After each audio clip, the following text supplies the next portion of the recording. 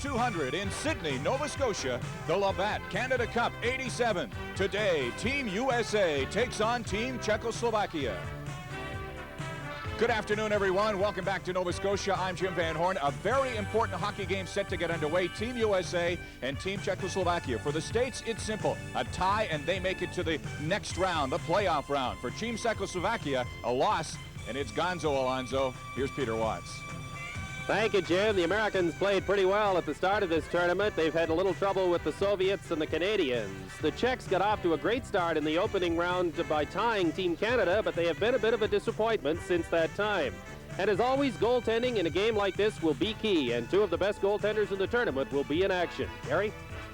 Well, for the Czechs, Dominik Hasek has been regarded as maybe the best goaltender in the world. We're going to see a little bit more of him tonight out there. Talking about emotion, we often say the Soviets play with very little emotion. The Czechs play with a great deal of emotion. Yesterday in practice, they were hooping and hollering it up out there. They looked like a team that was ready to play tonight.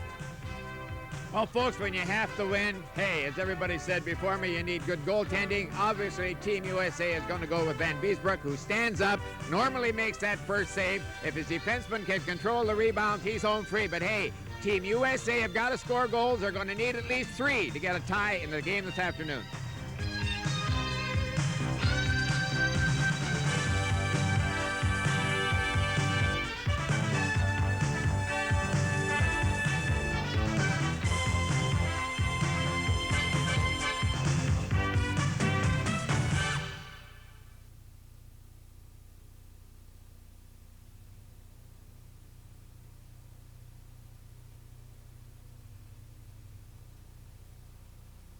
First of all, the lineup for Team USA. Starting in goal, number 34, John Van Biesbroek.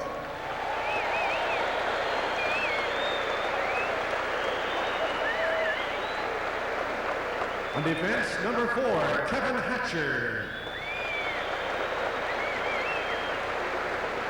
Number 5, Ron Langway.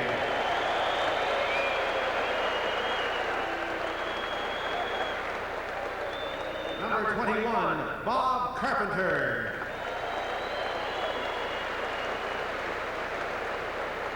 Number 26, Ed Olechek.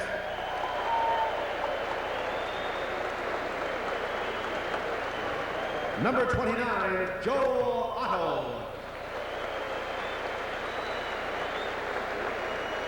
The general manager for Team USA is Lou Nanny. The assistant general manager, Craig Patrick. Head coach is Bob Johnson.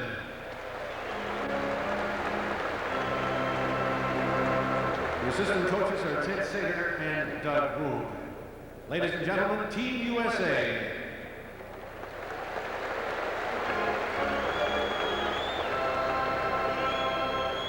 Now the starting lineup for Team Czechoslovakia. In goal, wearing number 2, Dominik Hasek.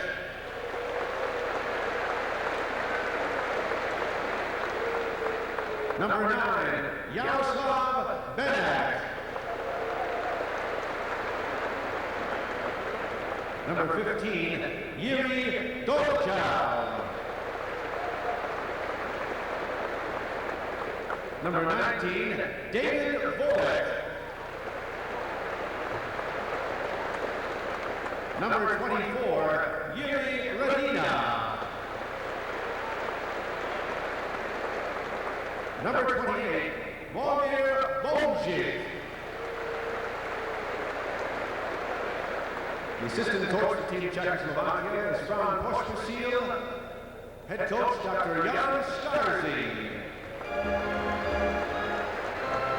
The general manager is Carl Wood. Ladies and gentlemen, Team Czechoslovakia.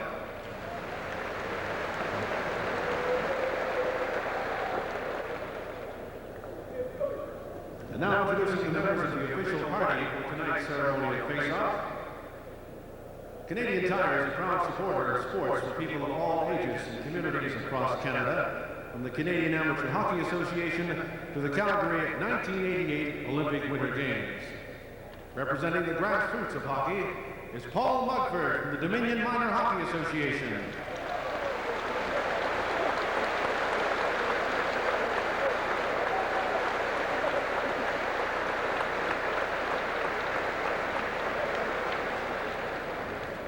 Representing the Canadian National Freestyle Ski Team is Anna Fraser, who will represent Canada in the 1988 Winter Olympics.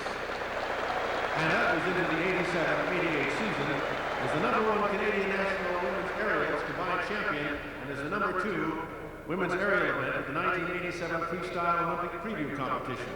She hopes to repeat her performance at the Olympic Winter Games in Calgary next February.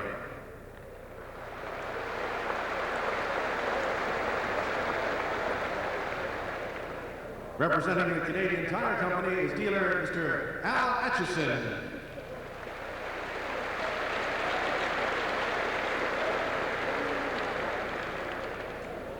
And representing the sponsor of the Labatt Canada Cup is Mr. Donnie Morrison, marketing representative for Labatt's Breweries in Nova Scotia.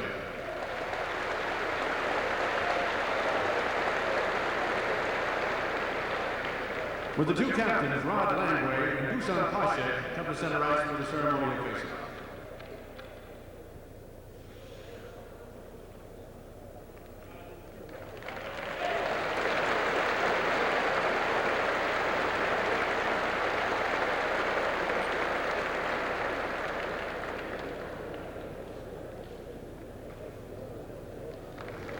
The two captains exchange gifts in the ceremonial face-off.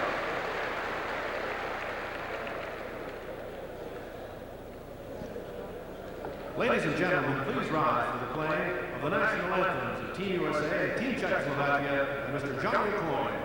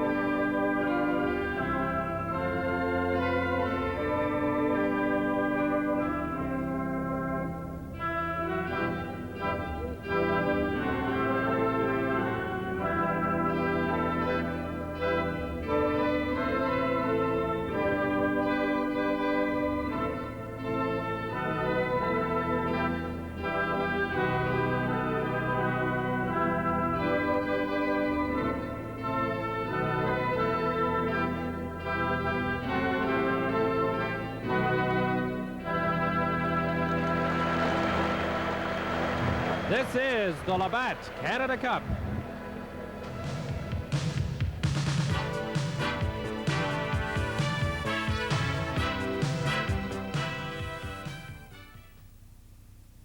For this game, brought to you by Dodge Trucks, John Van Beesbrook in the USA goal for this game. Barrasso started on Friday against the Soviets, and Dave Ellett is one of the people not playing, I think, today for the United States. Number 9, little Corey Millen. He's only 5'7", 165 pounds. No NHL experience. The only player on Team USA that doesn't have NHL experience. And down at the other end of the ice, Dominik Hasek, who's been such a tremendous performer in this Canada Cup series and a great star for Czechoslovakia. And the Czechoslovakian lineup, which does not include Jan Jasko and Drahomir Kadlec. Well, Kadlitz isn't playing in this game. In the 3 games that he's played in Canada Cup, he's taken 6 minor penalties, so Dr. Jan Starcy, the coach of the team, said no more for him. The officials for this game, a goodly representation. From Finland, the referee, Carl Gustav Kaisla. We have an Italian linesman from Canada named John D'Amico, and a Swedish linesman, Sven Lindstrom. So this is truly an international tournament with the U.S. and the Czech hockey teams ready to get underway here at Center 200 in beautiful Sydney, Nova Scotia. Delighted you could join us as we close out the preliminary round of competition of the 1987 Canada Cup. Hatcher and Langway on the blue line for the United States to get things underway, and the Americans nearly stole the loose puck. Finally, it's taken by Radina of Czechoslovakia behind his own net. He's running heavily along the boards as the U.S. goes to a physical game right off the bat. Langway waits for teammates to get out of the zone, shoots it right back into the corner. Chaka right in front of the net, and the Czechs are able to control it and shoot it out to center. USA team, as we have talked about in the past, very strong in its own end, and certainly with Van Beesbroek in the nets, they are playing their best goalkeeper. And in the meantime, the Czechs trying to get something going in their own zone. Igor Liba, one of the stars of this Czech team, moves quickly into the U.S. zone, trying to go around the American player, and we have a tripping call coming up right off the bat against Mike Ramsey. We'll take a break. A minute gone in the opening period. This is the Labatt Canada Cup. Very aggressively. Unfortunately for them, Mike Ramsey has just taken a penalty for tripping. You can see right there at the blue line that he caught Liba, and he is going off. The Czechs will be on the power play. Face-off is to the left of Van Beesbroek, and he will get a quick whistle as the Czechs start to storm around that USA goal. Well, Team USA came right out the initial shift of this game, and 3 great body checks. That's 3 more than we saw in the previous game between Finland and Sweden. And we were sort of warned that they only send 1 man in. Notice, folks, they're forechecking. They're sending 2 men in quick, and they're trying to punish. Turbin now throws it into the corner. It comes back out, and a good play by Joel Otto to get a stick on it and tip it down into the zone. Hasek leaves it for Sherbin. Sherbin works out against the American forechecker, and now Liba controls in the center ice area for Pasek. There's a good shot. Van Beesbroek got a piece of that, and the Czechs go to the attack. Sheba loses it along the boards. It comes back out to the line. Staviana over to Sherbin. Long pass across ice. There's a shot that just missed the far side. Sherbin able to keep it in. Liba controls. Hatcher moves to check him. It comes back over to Sherbin. Nice sprawling play there by Bob Brook to knock that puck all the way down the ice. A minute and left in the penalty to Mike Ramsey. We're in the 2nd minute of play in the opening period. Czechoslovakia on a power play. Peter Rosel across the line, leaves it for Staviana. And it's flipped out to center once again. Chaika takes control in his own zone. 35 seconds left in the penalty. Up for Radina. That's controlled by Chris Chelios and shot back down the ice, and there's 30 seconds left in the penalty. Miloslav Orava starts this next march, and he's checked by Bobby Carpenter, who lost his stick but hadn't forced the Czechs back into the zone and had time to go to the bench for a new one. Ruzicka drops it back to the line. Miloslav Orava over to Radina into the corner, and there's the centering pass, and it comes back out to the line. Czechs moving the puck around very quickly, and finally Carpenter gets to it and backhands it down the ice. Hasek will let it go, and the U.S. team is back to full strength. Orava works out of the zone. The Americans move up quickly to forecheck. Ramsey backhands it back to his own line. There's the pass up into the center ice area by Housley, who gets it back.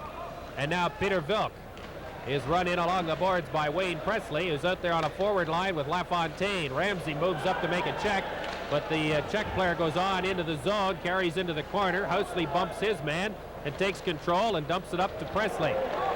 Out to LaFontaine. He can't get by center. Vilk.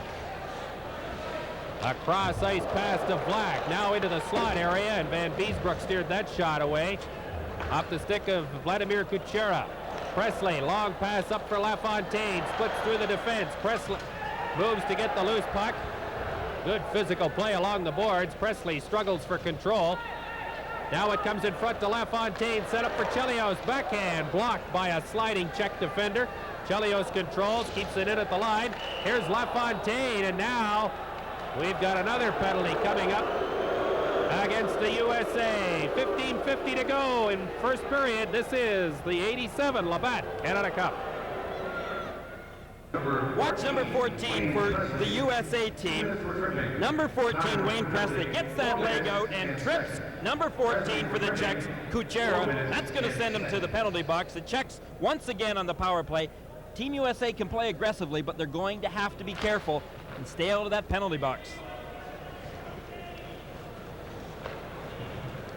So the Americans killing their second penalty of this first period, which has only run 4.5 minutes. But again, playing against the Czechs, this is not exactly advisable. Langway, good play to break up that thrust. And now Joel Otto threw it up, intended for Carpenter, intercepted by Sherbin. On the right side, long pass in there for a streaking Hasek. Or Pasek, rather. Hasek. Across to Sherbin. Now here's Liba. Set it up for Pasek. Langway moves out to make the check. It comes back to Pasek. Sherbin's open at the line. He may get a chance. It goes instead to Igor Liba into the slot, and that shot off a defender. Good play by the American defenders there, and they killed almost a minute of the penalty, and the Czechs still haven't had a shot on goal. Well, a big guy like Rod Langway, 6'3", 215 pounds, has got lots of reach. So the U.S. team used him well out there, killing penalties. He just took that puck right away from Sheba, number 22 for the Czechs, who all of a sudden found himself with possession of the puck. But at the same time, he found himself with this big, lanky guy right on top of him. He can reach a mile out there.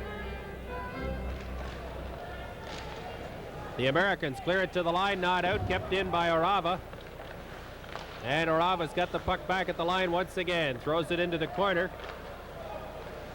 And then gets the puck back out at the line. Brook stopped the first try on a pass. Now here's a chance in front. Rosal was nearly home free there. And we've got Chelios without a stick, and he plays the puck to the line, but not out. Now finally it's knocked out into the center ice area. USA all of a sudden playing very aggressively back in their own end zone. Redina takes the shot. That's blocked by the defense. Ramsey moves up, makes the check as well on Chaika. Now, the linesman called that one. Team USA were back in the box in their initial penalty and were really playing very cautiously. But now all of a sudden Bob Johnson has got them playing very aggressively. They're forcing the puck carrier, maybe mixing it up a little bit, not allowing the Czechs an opportunity to read what they're going to do out there, and at the same time intimidating them a little bit. Watch right here. Here's a pretty good example.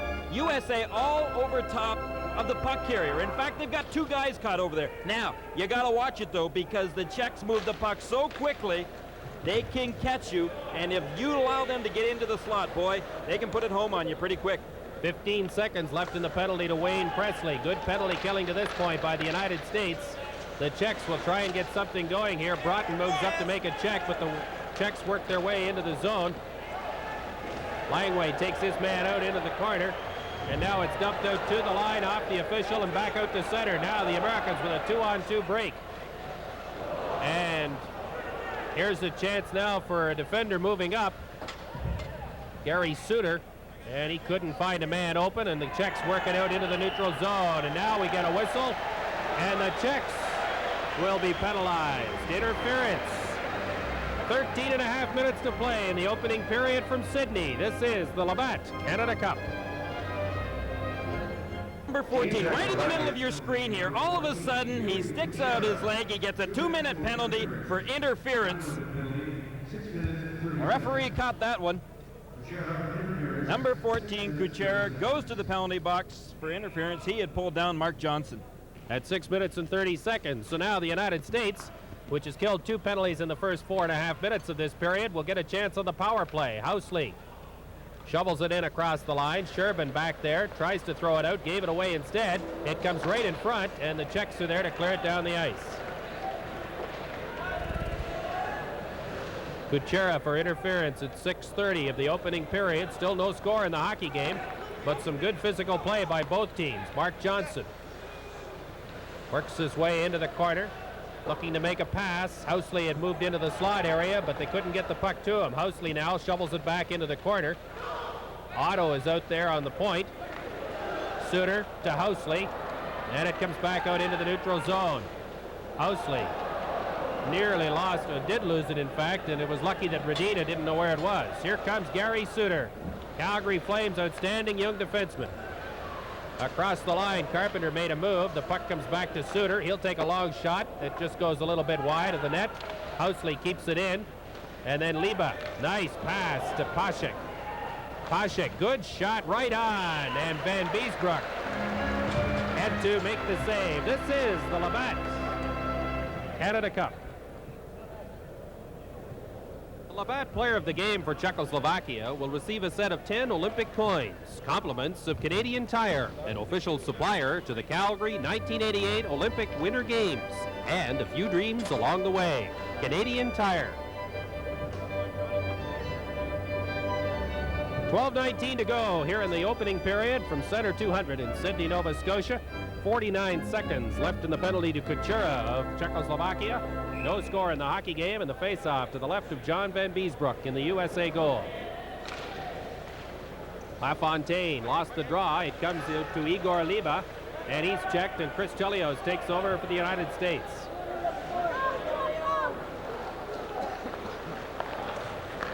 Up through the center ice area, here's Bobby Carpenter. Works his way across the line. The shot goes wide. LaFontaine back to the line. Chelios over to Ramsey. And now the Czechs get a break.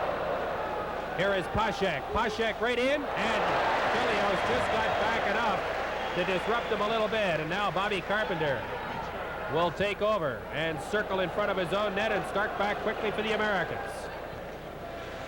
He just kind of left it at the line, and Chelios couldn't get there quickly enough.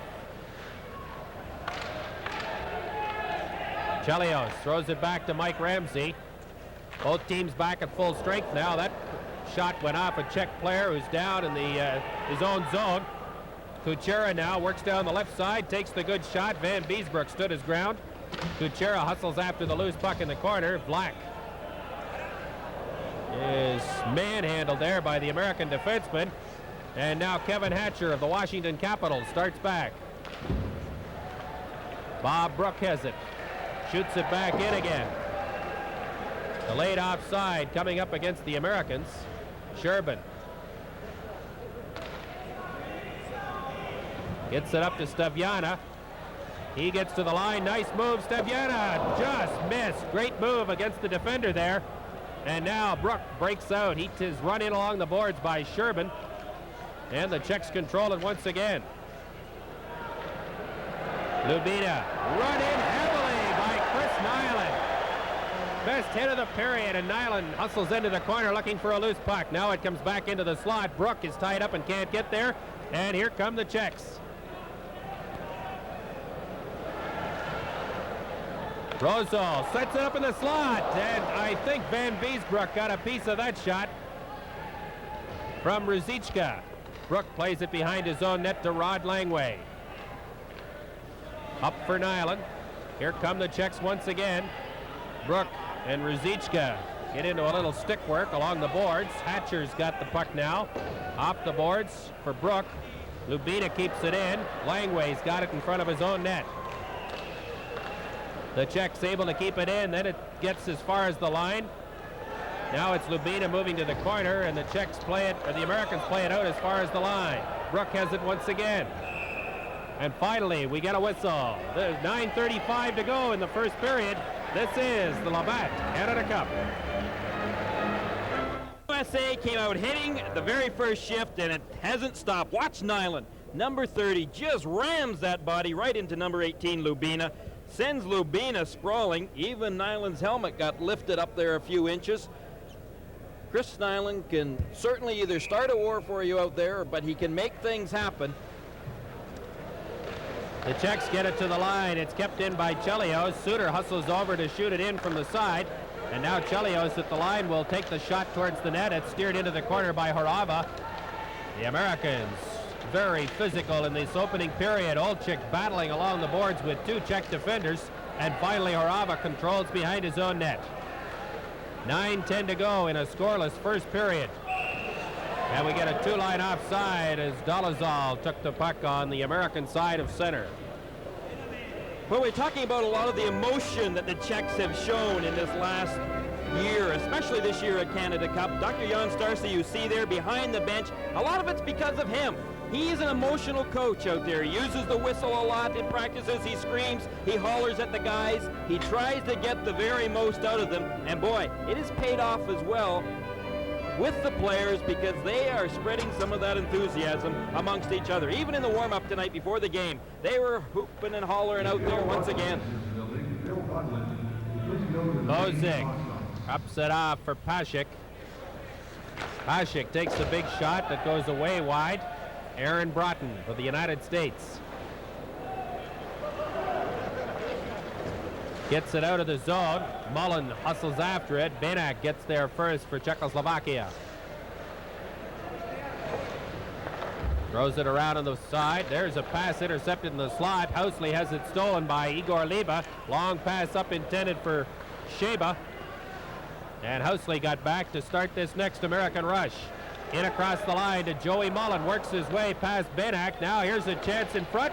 Right on! And Dominique Hasek, very sharp both on the first shot and on the loose puck in the crease area.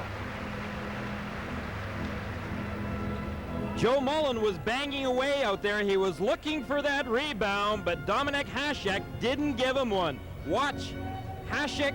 He has got full sight of that puck initially, but here comes Mullen. Mullen tries to get that stick right on top of that puck, trying to deflect it initially.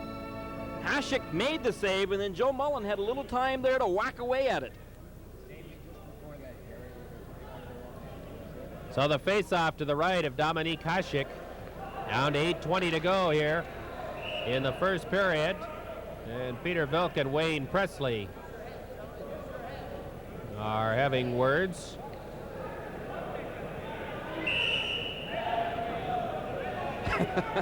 We got two officials standing right there. Now they're fighting over that 1 square yard of ice out there. Presley's not going to lose as far as he's concerned. Back to the line to Langway. Here's a shot towards the net, deflected by Presley in front. Right back into the crease area. And Presley missed another great chance. Now it's back in front again. This time LaFontaine was loose and the Czech defense clears. Black works his way in across the line to Kuchera. Back towards the line, threw it instead right into the slot area, and Kelly Miller starts it away for LaFontaine. Vilk broke that up, and it comes back out to Kevin Hatcher. Waits for his teammates to get on side, leaves it at the line. It comes back to Suter. Suter up to LaFontaine. Flips it for Presley. Delayed offside at the line. The Czechs are able to clear it. Chelios moved up. Steviana pushed it by him. Kuchera's got the puck, and Gary Suter comes back to help his buddy out and clear it out to center. Lubina can't get by Chelios, and the Americans finally just shoot it down the ice. And will take the icing call with 7:19 to play in the first period. We'll take a break for just a moment. This is the Labatt Canada Cup. 19 to go in period number 1. A scoreless period to this point, but an entertaining period of play. A lot better effort by both clubs than we saw in an earlier game here in Sydney. And now the United States trying to get something going, gets as far as center ice. Orava breaks it up there, and then takes the return pass from Peter Rosal and starts Redina away. The Americans break that up in the center ice area, and Orava leaves it for Lubina. Now Orava tries his luck one more time. Miloslav Orava clears it in as far as the line. Gary Suter has it there, tried to set it up for Chris Nyland. The puck rolls down the ice, and Hasek will poke it to Lubina. Lubina went the other way when he saw number 30 coming at him. Now the Czechs break out of the zone. Rozal to the line. Ruzicka's loose on the left side. Rozal fights his way past Chelios. Here's a chance. He scores! Vladimir Ruzicka, I believe.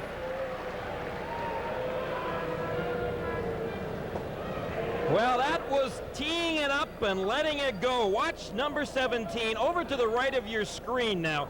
He's going to be positioning himself, move from the middle to the right wing side. Ruzicka, who was a left-hand shot, when he got possession of that puck, he just let it go. Good little pass here. Right across the net. You could see Ruzicka, he came in front of Van Beesbroek just prior to him getting possession of that puck, got himself set up perfectly, his balance was perfect, and he let that puck go. Great shot to the top corner. Van Beesbroek absolutely no chance at all, although a couple of American defenders got bunched up in front of him, and nobody took the guy that went wide. So it's 1-0 for Czechoslovakia on the goal by Vladimir Ruzicka at 13:38 of period number 1. And the Americans are down a goal. And they clear it into the Czech zone and go to the attack once again. Housley keeps it in. Bozic clears it around on the boards. It comes to the line. There's Ramsey's shot, knocked down in front. Carpenter tried to push it in front of the net, and the Czechs flip it out into the center ice area. Carpenter. Otto and one of the Czech players, Volek, got their sticks up a little bit. Now Carpenter moves after it. Volek gets there first. Housley knocked it down. And Joel Otto cleared it out across the line to center. Well, the Czechs were doing a little bit too much crisscrossing out there. Number 15, Dolasel, and number 19, Volek, collided the blue line, and that sent the cheers going through Sydney Arena here. Mark Johnson works his way as far as the line. Now the Czechs work their way back into the zone. Hasek drops it. Joey Mullen is there for the United States. To Hatcher. I don't know if this Czech team can be intimidated by a really physical style of play, although I don't know that they're used to the kind of physical play that the Americans are capable of throwing at them. Hatcher bodies his man Pasek. Langway goes behind the net, clears it around on the boards. Aaron Broughton chops it out to center, and Sherbin has it for Team Czechoslovakia. To Igor Liba. Pasek trying to get to the bench on a change, had to play the puck instead. Sherbin now throws it deep back into his own zone. Staviana. Up through the center ice area. Kuchera just kind of dropped it behind him, and the U.S. nearly broke that up. Peter Vilk throws it back now to Sherbin. LaFontaine dodged a check, lost control of the puck. Here's Peter Vilk for Czechoslovakia. Presley up to do some forechecking. Staviana works his way out of the Czech zone. Into the center ice area. Kuchera wide open on the right side. Takes a good shot. Van Beesbroek blocked it neatly. And now LaFontaine sets it up for Presley and then sends it away to Kelly Miller. And the Czech player Liba came up and made a good checking effort there. A lot of Czechs in this game. What a team, and the others some good physical play. Lubina nearly ran into his own man. Here's the puck on the right side now, and a shot that is steered into the corner by Van Beesbroek. Rosso leaves it along the boards for Lubina. Now Ruzicka takes the big shot. Oh, he just missed the top corner. Back around on the boards. Ruzicka's got it there again, and now Chelios breaks past him and gets the puck out to center. Chelios steered it across the line. Gave Orava a little punch in the cheek. Chelios going to the bench. And the Czechs forcing Bob Brook to do a lot of skating as he forechecks inside the blue line. Chaika.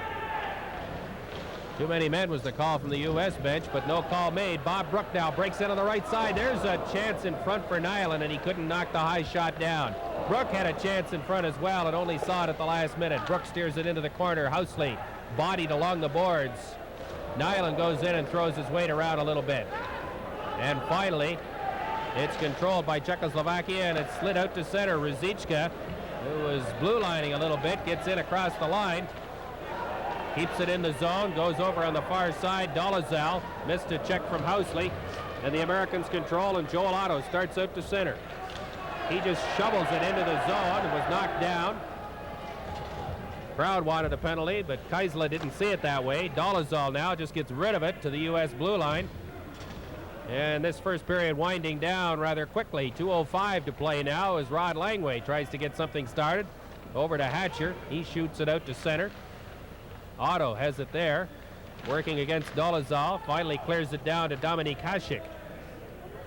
Olczyk hustles after it, takes Sherbin in along the boards heavily. Carpenter moves up looking for a loose puck, and instead it goes to the Czech player, and they get it as far as the line, but Otto keeps it in. Now it's Langway. Takes the shot towards the front of the net. That's blocked by the defense, and it's cleared out to center. Langway, good effort to beat David Volek to the puck. And Hatcher goes back to his own blue line and shoots it into the timer's bench. 1:28 to go in period one. This is the Labatt Canada Cup. 8 seconds to go in the first period. A very spirited first period, gentlemen.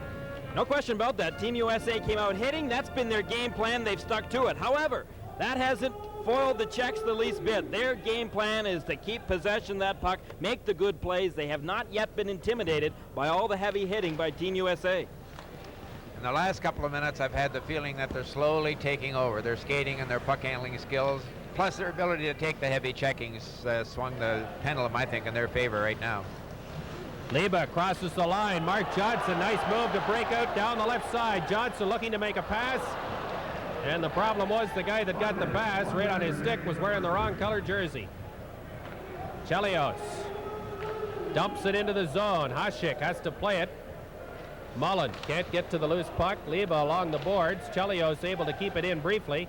Johnson finally takes control, battles for it along the boards. And now the Czechs come back down the side.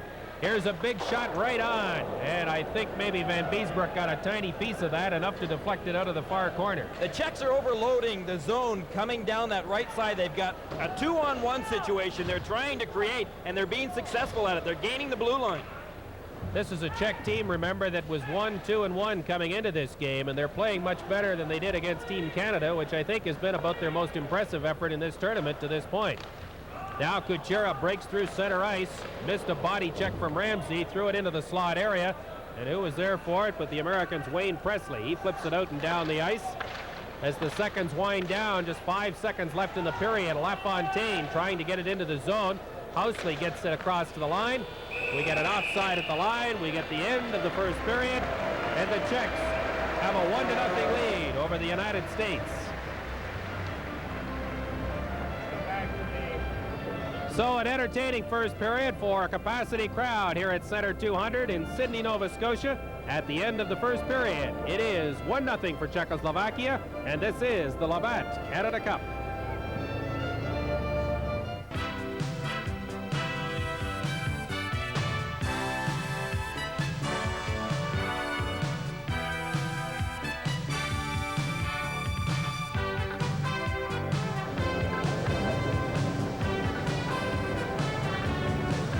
Team USA is trailing Team Czechoslovakia 1-0 after 20 minutes of play here in Sydney, Nova Scotia. We're very happy to welcome Chris Chelios, defenseman with the Montreal Canadiens, to our network. A very, very quick period of hockey. Yeah, the Czechs, they counter really well. Every time we've given up the puck, they're throwing it way up to the high guy and getting a lot of momentum on us. Chris, you have to. Your game is to play physically. You've done it throughout this tournament. It's been very successful for you, but you also have to slow these guys down. I mean, it's one thing to be physical, but if you can't slow them down to your pace, you're gonna pay the price. Yeah, I think we're really fortunate to come out of the period 1-0. We had a lot of 3-on-2s on us, and we've been successful with playing good defensive and being disciplined, slowing the European teams down. We got to change change our style this period and come out bumping and grinding and just lay back and wait for them to make a mistake. You played the same game against Sweden that they used to defeat the Soviets earlier this week. Do you think the Czechs learned something from watching you defeat the Soviets or defeat the Swedes earlier in the week and then play that style and take your game away from you? Well, I've played against the Czechs before, and they're more like a North American team. The Swedes don't like the bump, and the Czechs are a little bigger team, and they can handle that. But you know, they're passing, they're circling, they're doing a lot of regrouping, and we just got to lay back and be patient. We need a tie or a win out of this game, and we got to realize that. One of the things that I saw earlier this week, I watched your game against Team Canada. It was probably one of the more entertaining games of the series so far, and you were doing a lot of talking with Claude Lemieux. Is it tough to play against your teammates in this tournament? Oh yeah, you can't go after a guy like you regularly would, but in a game like this, Claude's the type of player you got to go tough against him because he goes tough against you, and you know, the words mean nothing. It's just you got to go. It's the USA against Canada there, and we're both trying to win a game, and after the game it's over, but during the game it was no friends. You're only down 1-0 after the first period. Going into the second, how do you change your tactics, or do you change yet? Well, we're going to have a better period. We're going to have to start getting some shots on their goalie. We didn't. If we're going to give up 3-on-2s, we better be getting some shots on net, and we're not doing either one. We just got to go out and concentrate a little harder and go back to our game. Good luck. Thank you. Chris Chelios of Team USA will take a break and come back with more from Sydney, Nova Scotia. Stay with us. This is Labatt Canada Cup 87.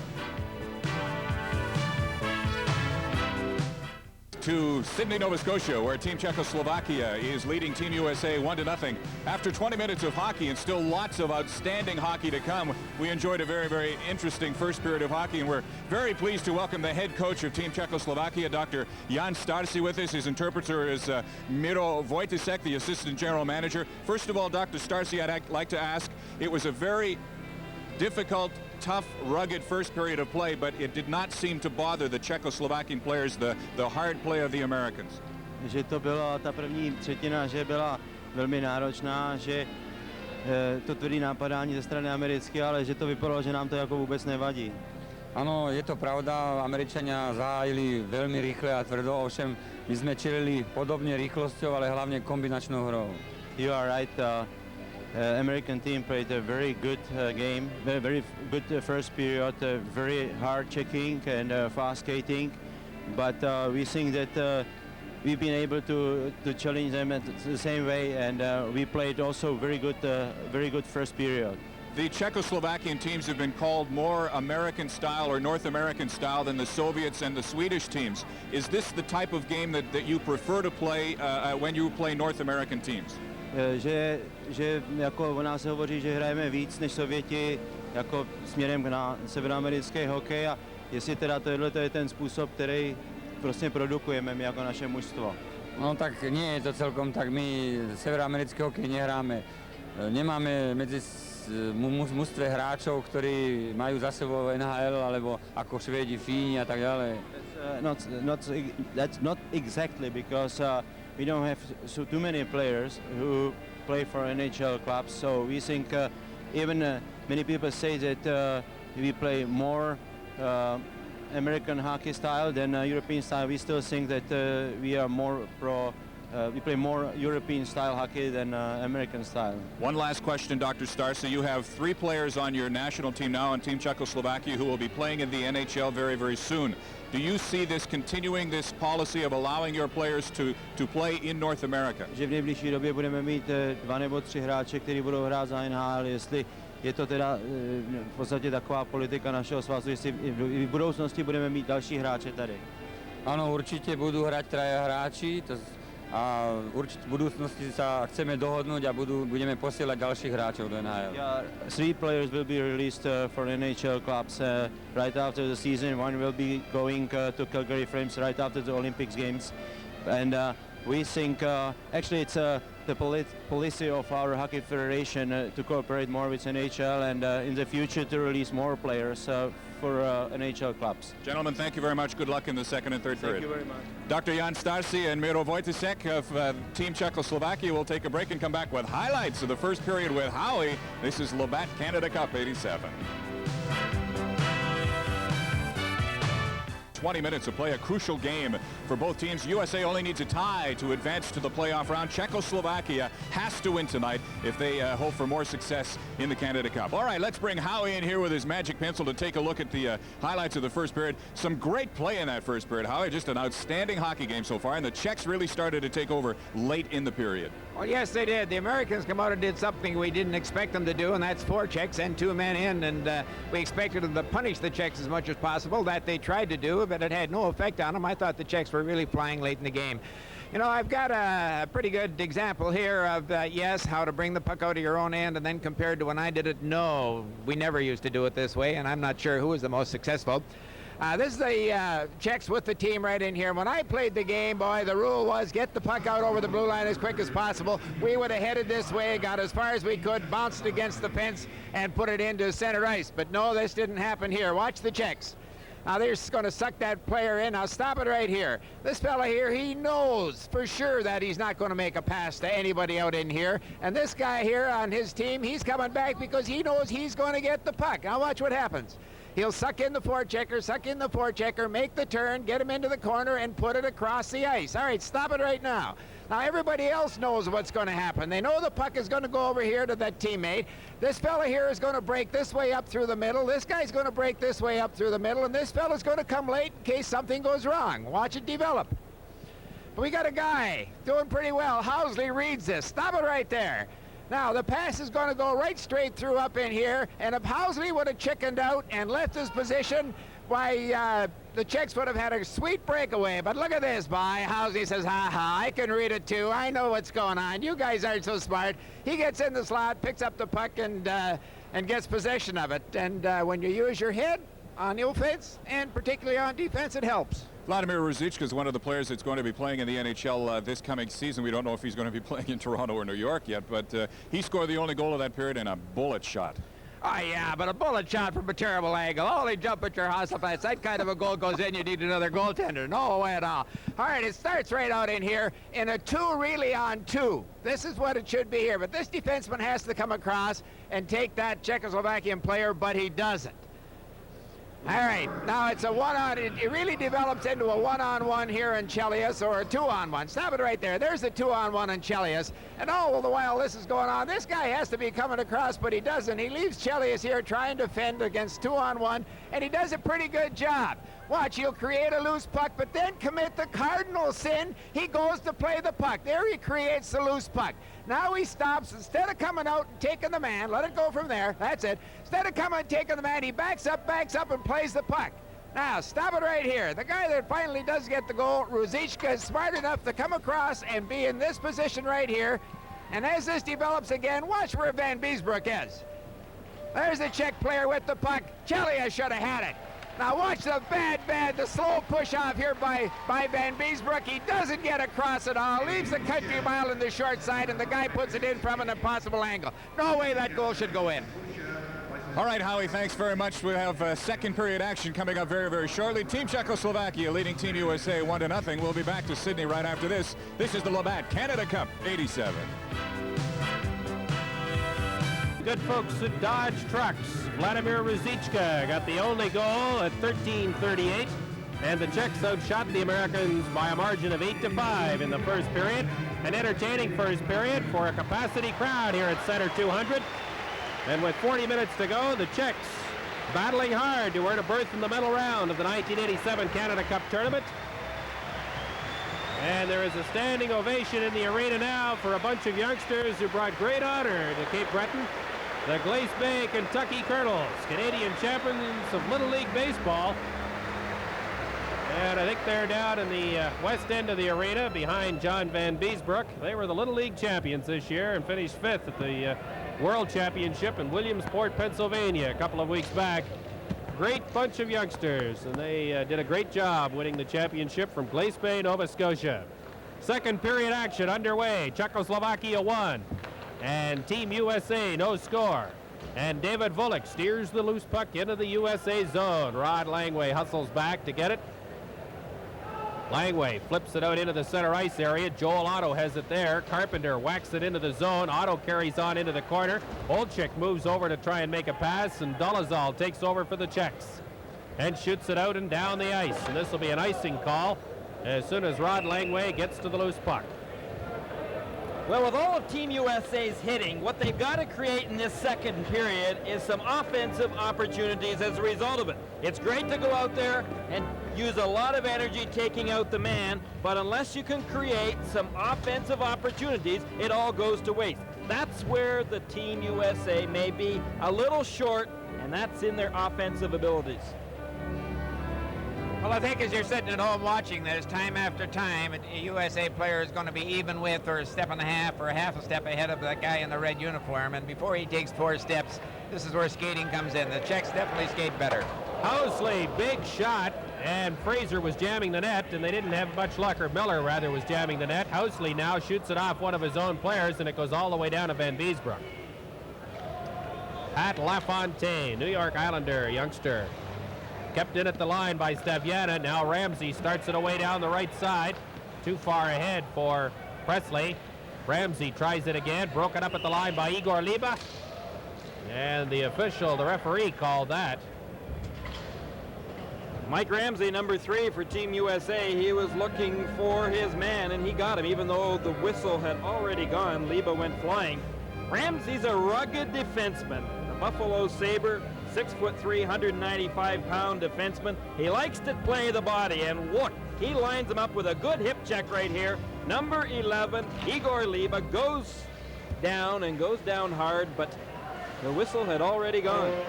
Ruzicka works against Chelios. Suter knocks it out to center. Chaika left it there. Johnson now will try his luck.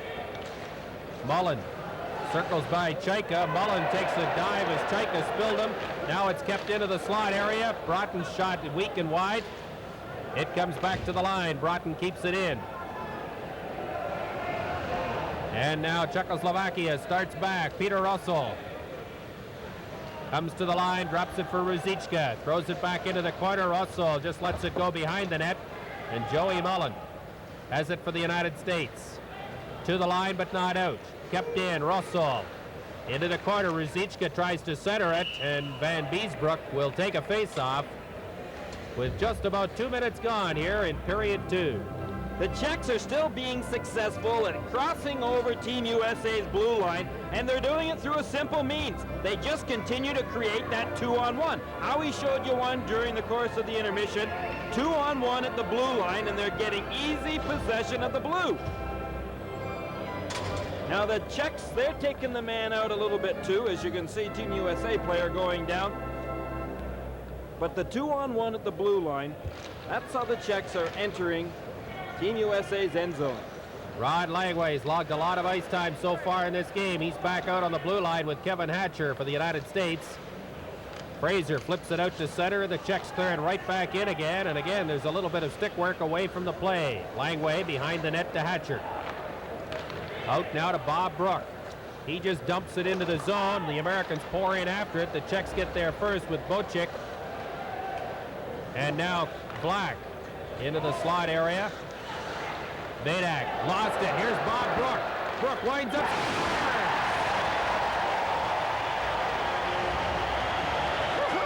Double shot.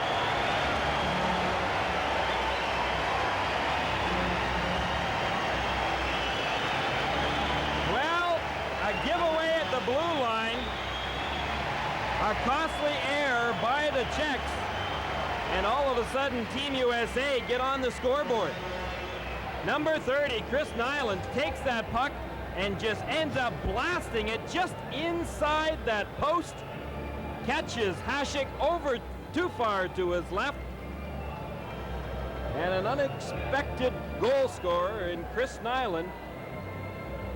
I think sometimes he ends up getting possession of the puck at times because the opposition just doesn't know quite what he's going to do. Don't tell Chris Nyland that I thought it was Bob Brook.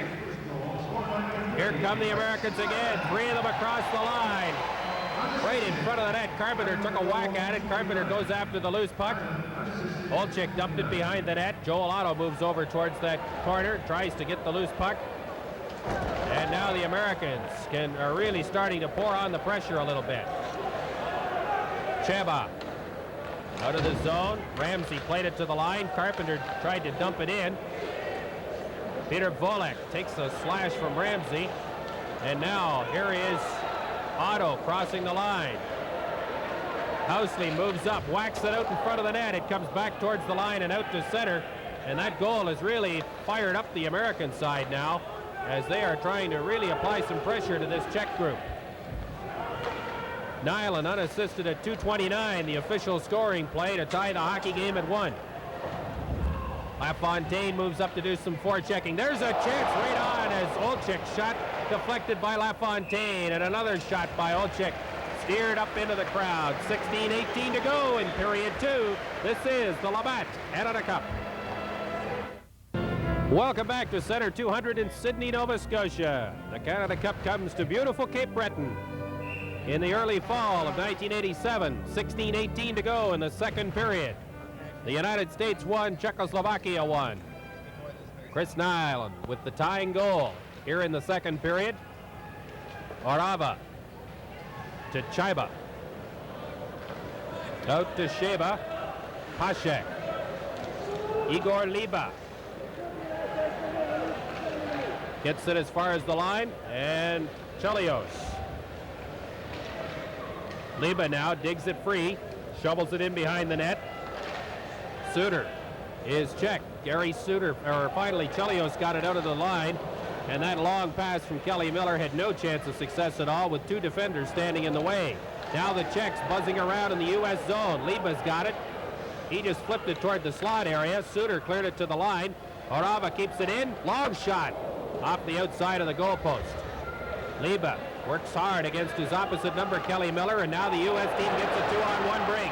Wayne Presley for LaFontaine. Presley, big save. Hasek. LaFontaine behind the net. It comes back out towards the line. Gary Suter shoots. There's a deflection right in front. A backhand shot by LaFontaine. Chelios keeps it in the zone and has the puck go over the glass. And Dominik Hasek once again very solid in the Czechoslovakian goal.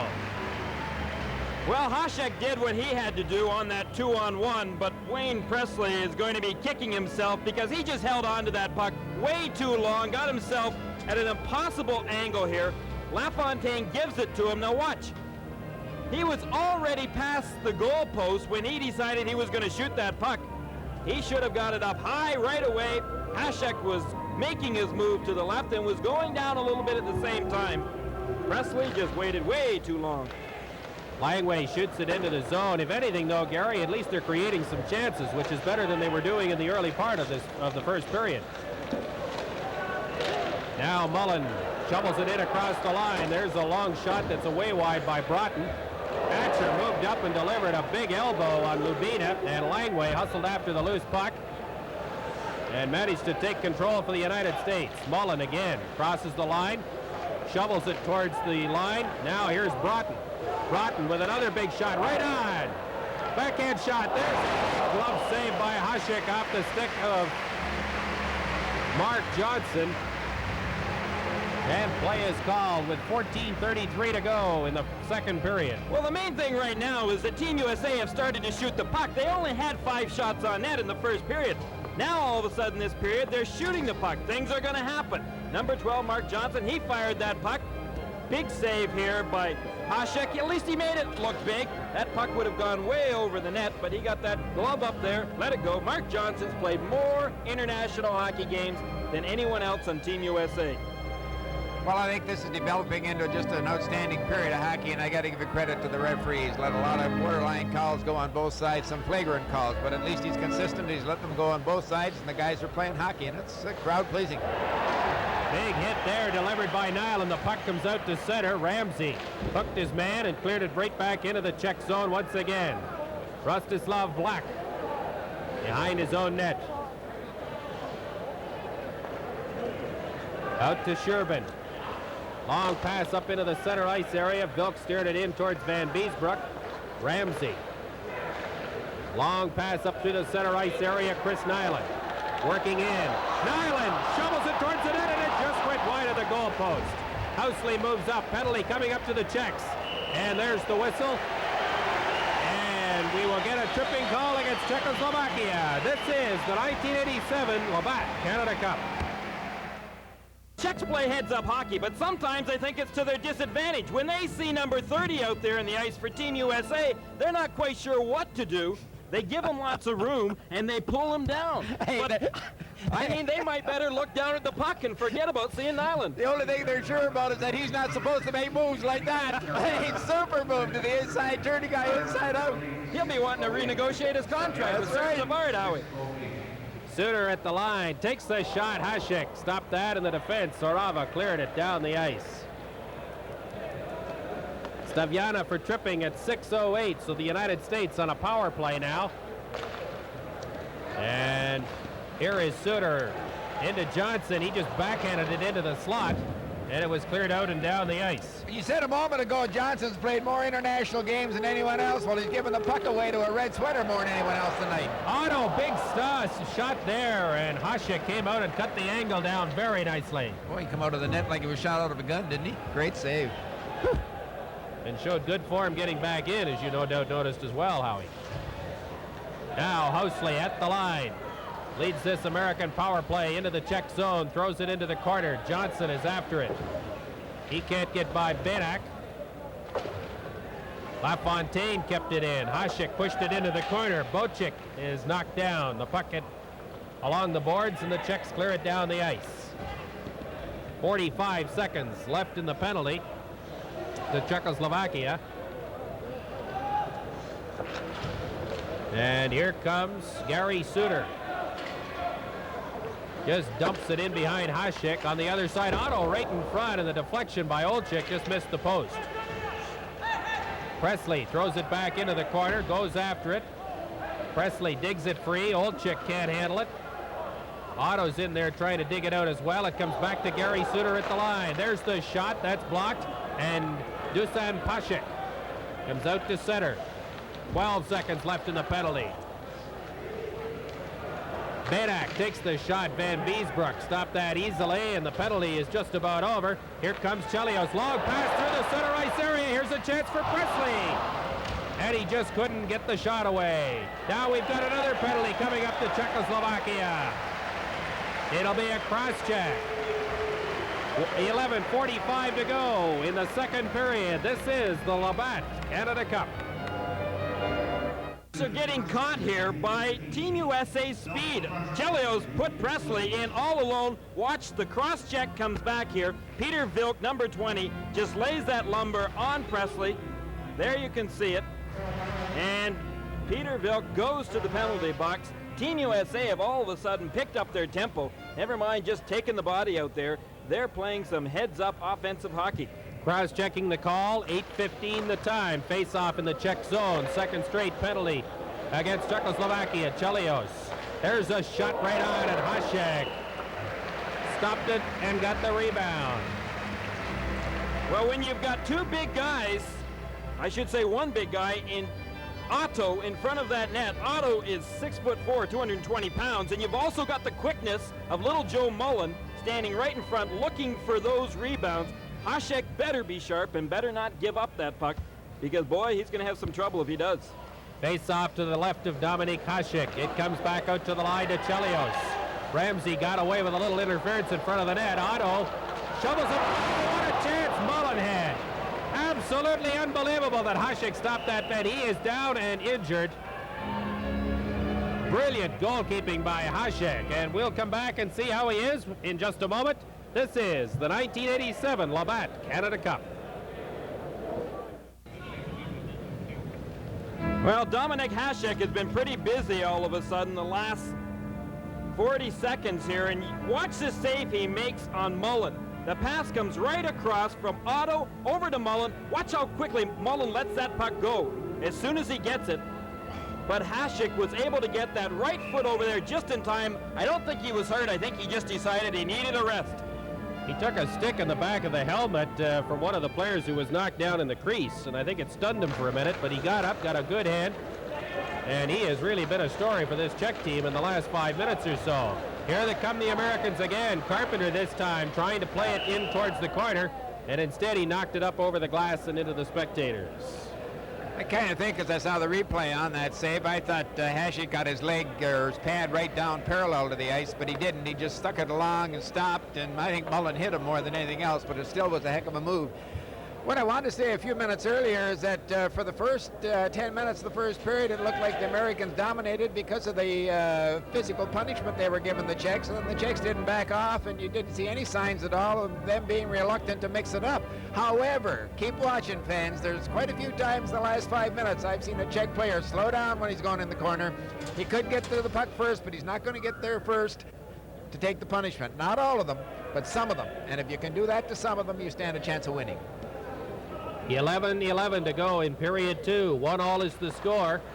Czech scored in the first period, Ruzicka getting the goal, and the United States came back to tie it on a goal by Chris Nyland in the second. Nice play there by Carpenter. 2 nice plays. Sets it up now at the line, and they get the offside call as Joel Otto went across the line just a little bit early. Well, I've never been a Carpenter fan, not ever, even when he got the 50 goals. I couldn't see how in the world he ever made this hockey club, but I'll tell you something, he's impressed me tonight. He's checking like I've never seen him check before, and he just made 2 great moves under the threat of a tremendous check. That was the key. Coming out over the blue line, he could have chickened out. He could have let the puck go and protected himself, but no, he made a move, opened himself up to a good check, and he didn't get it. Canada Cup's a big test for Carpenter because he had a terrible season last year going from Washington to New York Rangers and then on to Los Angeles Kings. He knows he's got a chance to turn things around again, and he needed Canada Cup to do that. So far, he's played pretty darn well. He's been taking the body, taking some punishment out there as well and giving it, and he's also starting to get some of his offense back. I dare say there's a gentleman in Los Angeles named Rogie Vachon who is hoping that this performance by Bobby Carpenter in Canada Cup is no fluke, because the Americans, Vachon took a chance drafting him. Now here's a chance. Good shot there by Presley. And Hasek once again covered up on the rebound. You got to be impressed with this Hasek, though. He takes the shot and he gives up very few rebounds out there. Now that's from the positions that he gets some of those shots. That's very difficult to do, but watch how he controls those rebounds. He's got soft pads there. He takes that puck. That puck doesn't come out there any more than 12 inches, and he's on it like a cat. Yeah, but for Pete's sakes, Johnson's heading for the front of the net. The puck hits Hasek, and Johnson turns away. He's got to throw snow and be right there and be digging for that loose puck. He didn't. Turned the cold shoulder towards it. You can't afford to give away opportunities like that. Stick your nose into it and hope you'll create another loose puck or put it in the net or get somebody mad at you.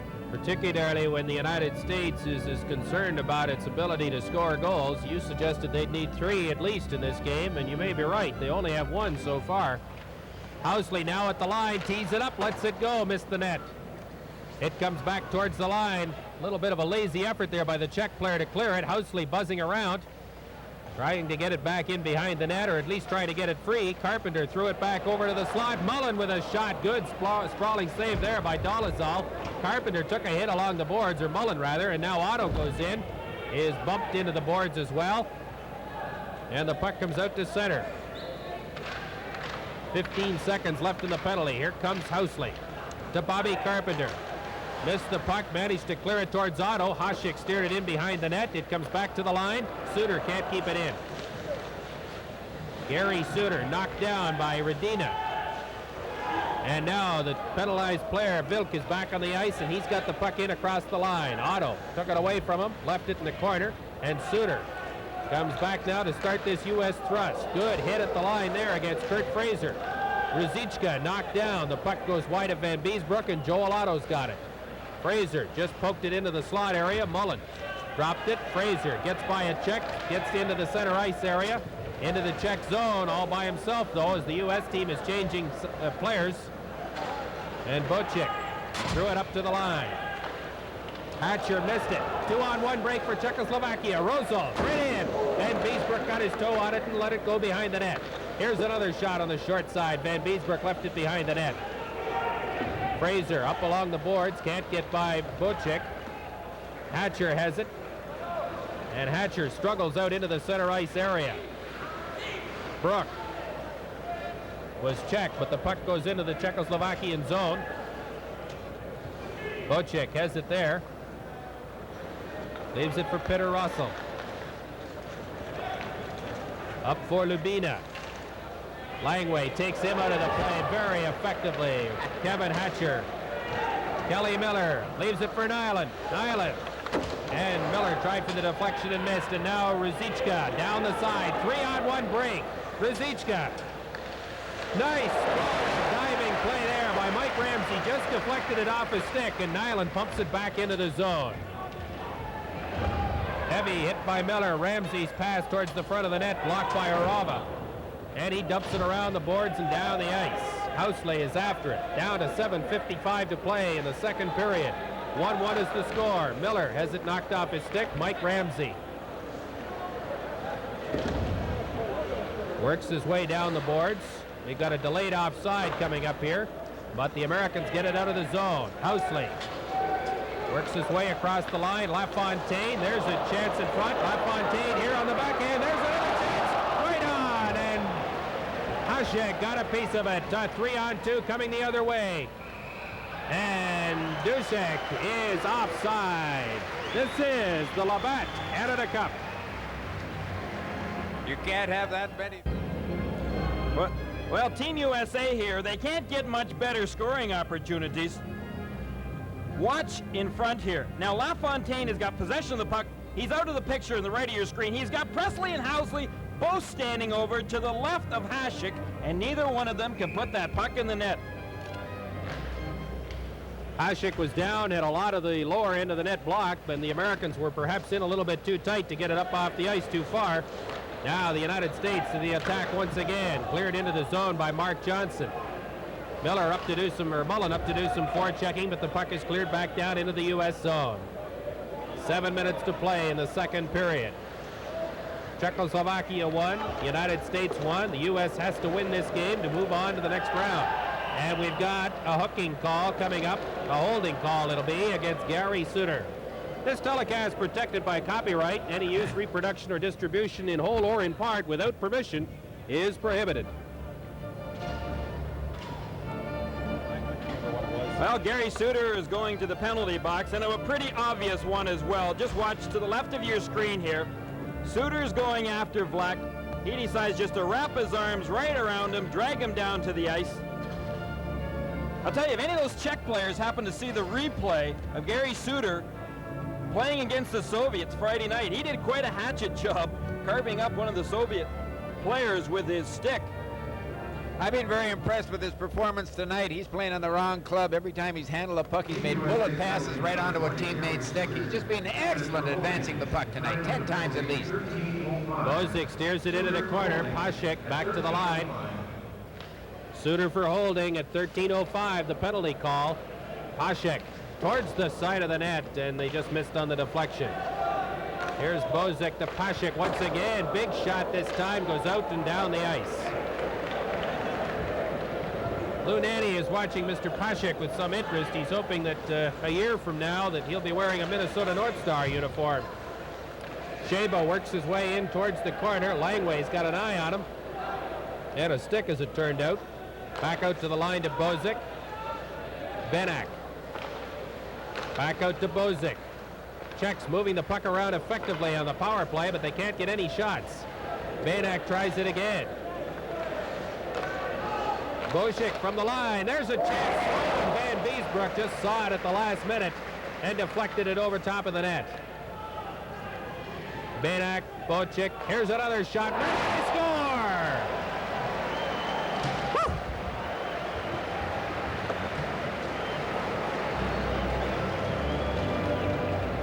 Well, the Czechs have been putting Shaba, number 22, right in the middle of that slot. And Team USA really weren't doing anything about it. He had a couple of good opportunities to deflect that puck. You can see how spread out Team USA's box was. And Pasek ends up getting the goal. But boy, with the way the Czechs can move that puck around, you've got to be pretty darn careful at allowing anybody in front of the net. And as soon as they did, What happens? Pashik scores from the outside. Well, in 3 of the 4 penalties in the first period, Team USA put all kinds of pressure on the Soviet player handling the puck when they were a man short or killing a penalty. And I was just sitting here thinking, unless they start that now, they let that crew pass that puck around, they're going to get burned. They did. Rosso dumped it in across the line.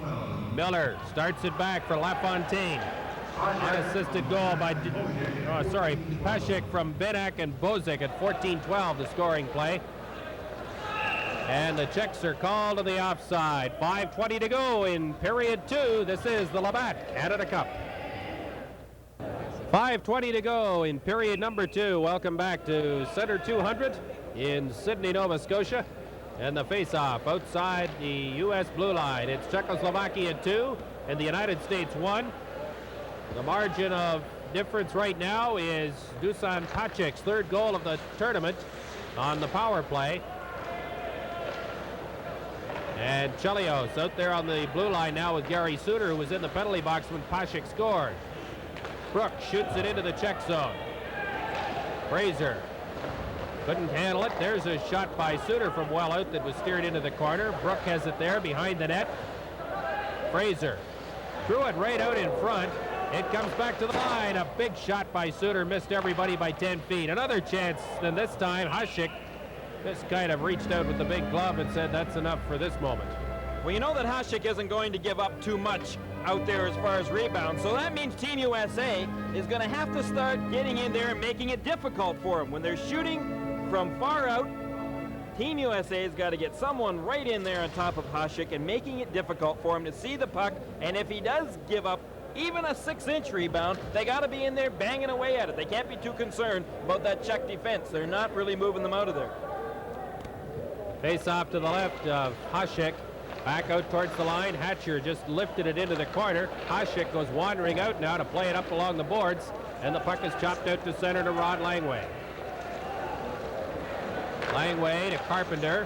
Otto makes a nice move to get by Bozic. Otto now takes the shot. It is intercepted there by Carpenter, who's knocked down, but it gave Hatcher a chance to move in behind the net with the puck, and now it comes out the other side, and here come the Czechs. Black working against Langway, and the centering pass comes back out to Black, who lets it go out to the point. Bozic keeps it in. Olczyk can't get to it. Here's a chance now for Orava. And Langway shoveled it out to center.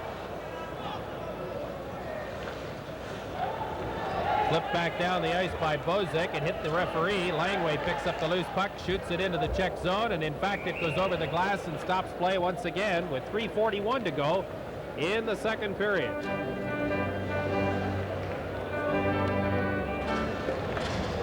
Well, as you look at the Czech bench, and we were talking earlier about Pashik, Louis Nanny does expect him to be in their lineup in the 1988-89 season. He does not expect him to be there after the Olympics next year. He said that Pashik has to serve some more time, and there's a criteria before the Czechs will allow certain players to go to the National Hockey League. But Pashik, he's going to be a good one, no question. 27 years of age, and boy, he's got the wheels. Johnson buzzing around, sets it up. Mullen just missed the net. Broughton hustles after it. Broughton works his way out. Broughton takes his shot, and the Americans just cannot get a good, hard shot at Hasek. And now the puck is cleared out to center. Ramsey just shoots it back down the ice once again, and this time it'll be offside as Mullen didn't clear the zone before going back in.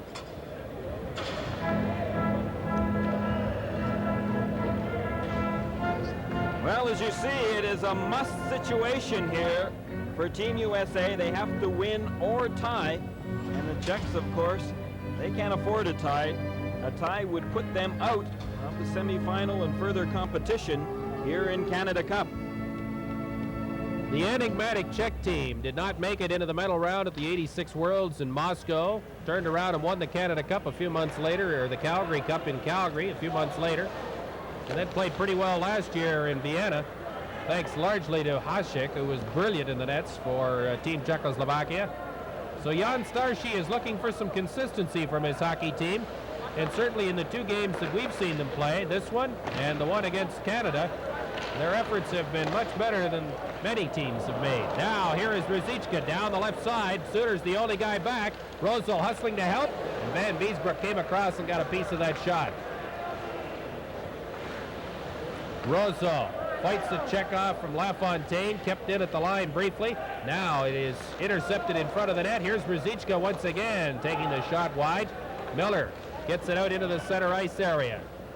And Sherman has it there.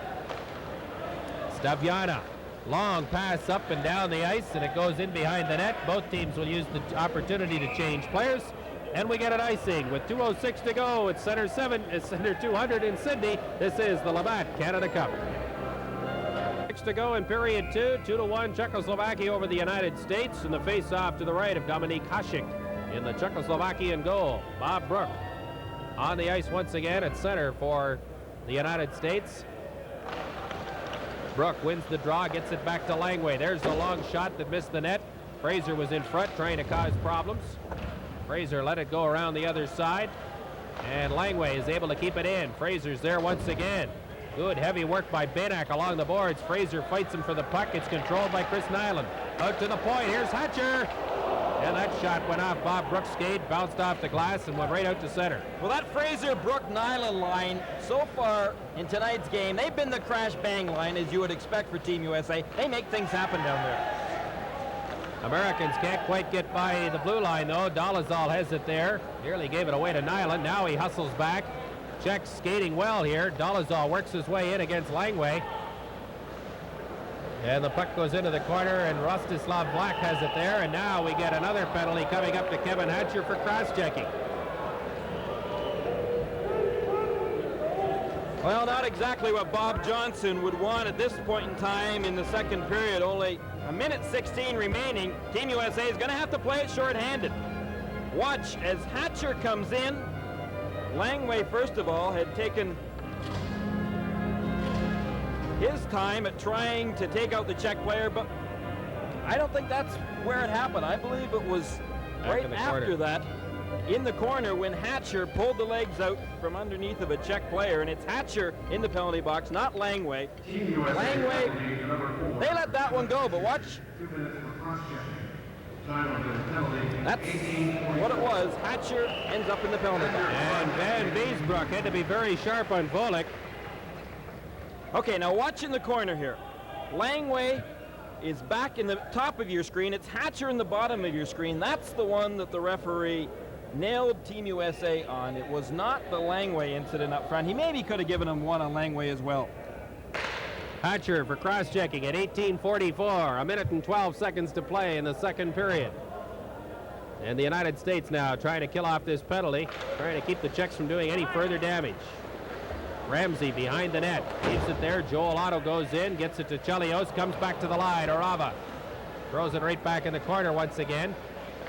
Now it comes back to Orava once again. Here's the long shot. What a blast that was off the stick of Chaika. And we get a call for high stick contact with the puck. And the face-off to the right of Van Biesbroek.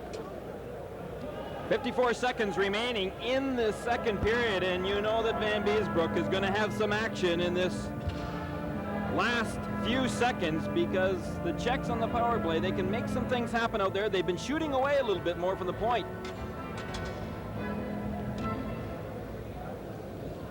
Watch. The power play was set up there, and we thought we were going to get a chance to see it. The Czech point men, number 6, Chaika, just let that puck go.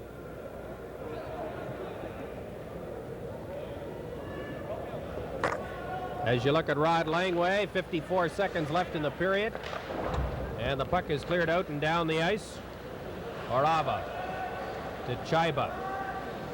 He shoots it right back in again. Van Biesbroek leaves it behind the net. Langway plasters it around on the boards. It comes to the line. It's kept in after it hit the official, Kaisla. Now Langway clears it out, and that one's off Kaisla as well.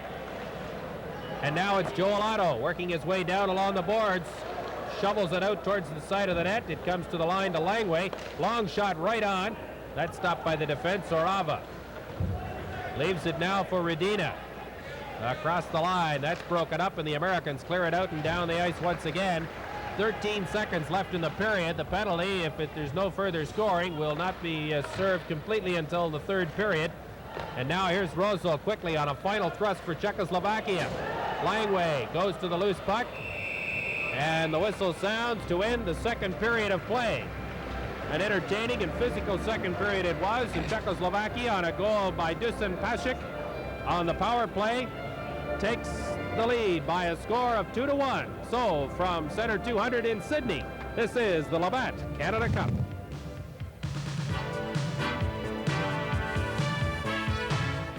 We welcome you back to Nova Scotia, where Team USA now trails Team Czechoslovakia 2-1.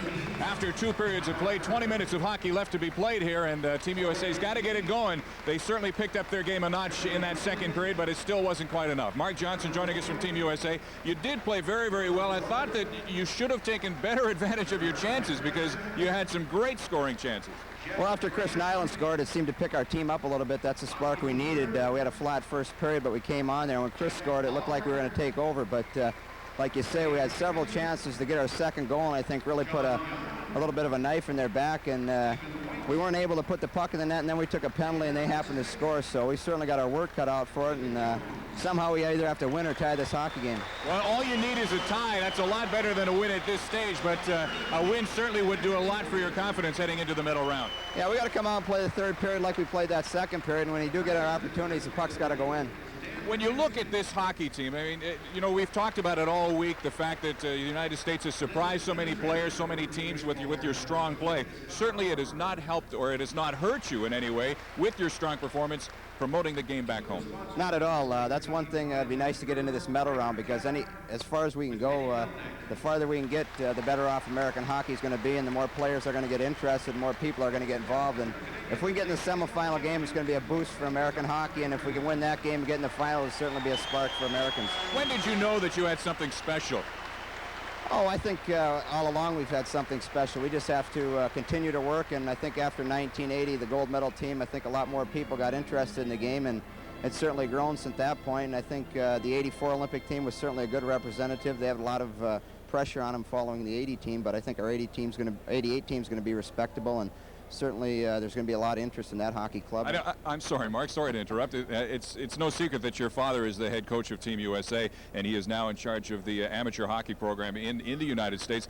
A guy with his enthusiasm certainly has to help in promoting the game around the country. Hopefully that's going to rub off on a lot of people and get more people involved in the game of hockey in the States, and make a good progress in American hockey. Good luck in the third period. Thank you. Mark Johnson of Team USA, assistant captain, and when he plays in the NHL, he's with the New Jersey Devils. Take a break and come back with more right after this.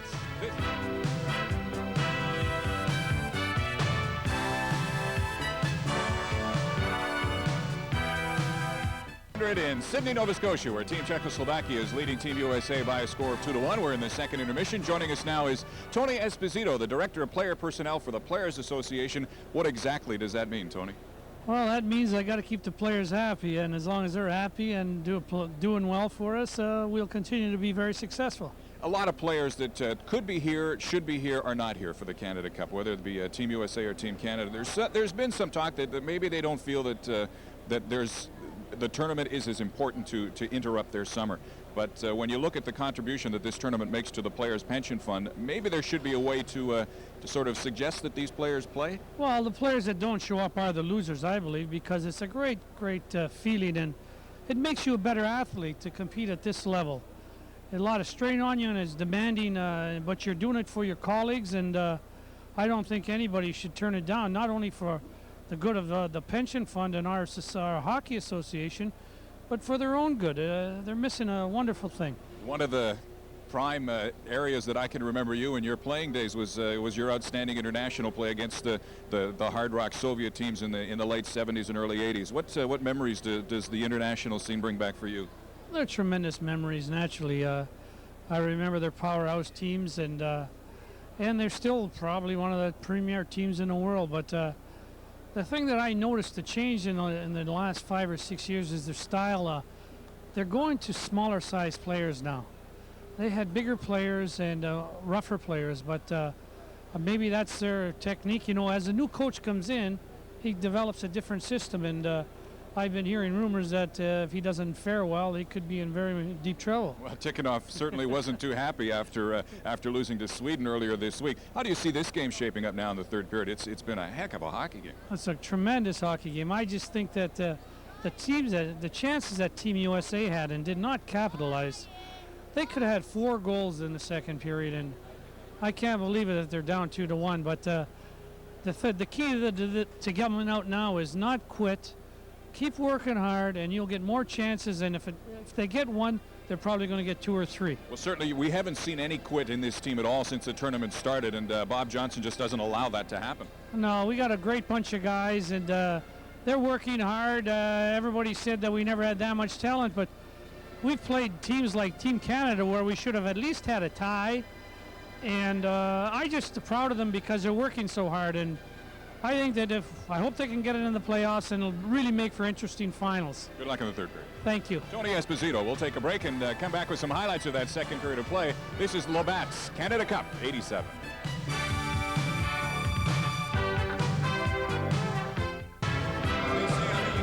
We have one heck of a hockey game underway here at Center 200 here in Sydney, Nova Scotia. It is 2-1 for Team Czechoslovakia, and we are just about set to get underway with the third period of play. Let's bring in Howie Meeker now with some highlights. Chris Nyland in that second period was like a bull in a china shop. How you didn't know what he was going to do, when he was going to do it, and it paid off with a goal.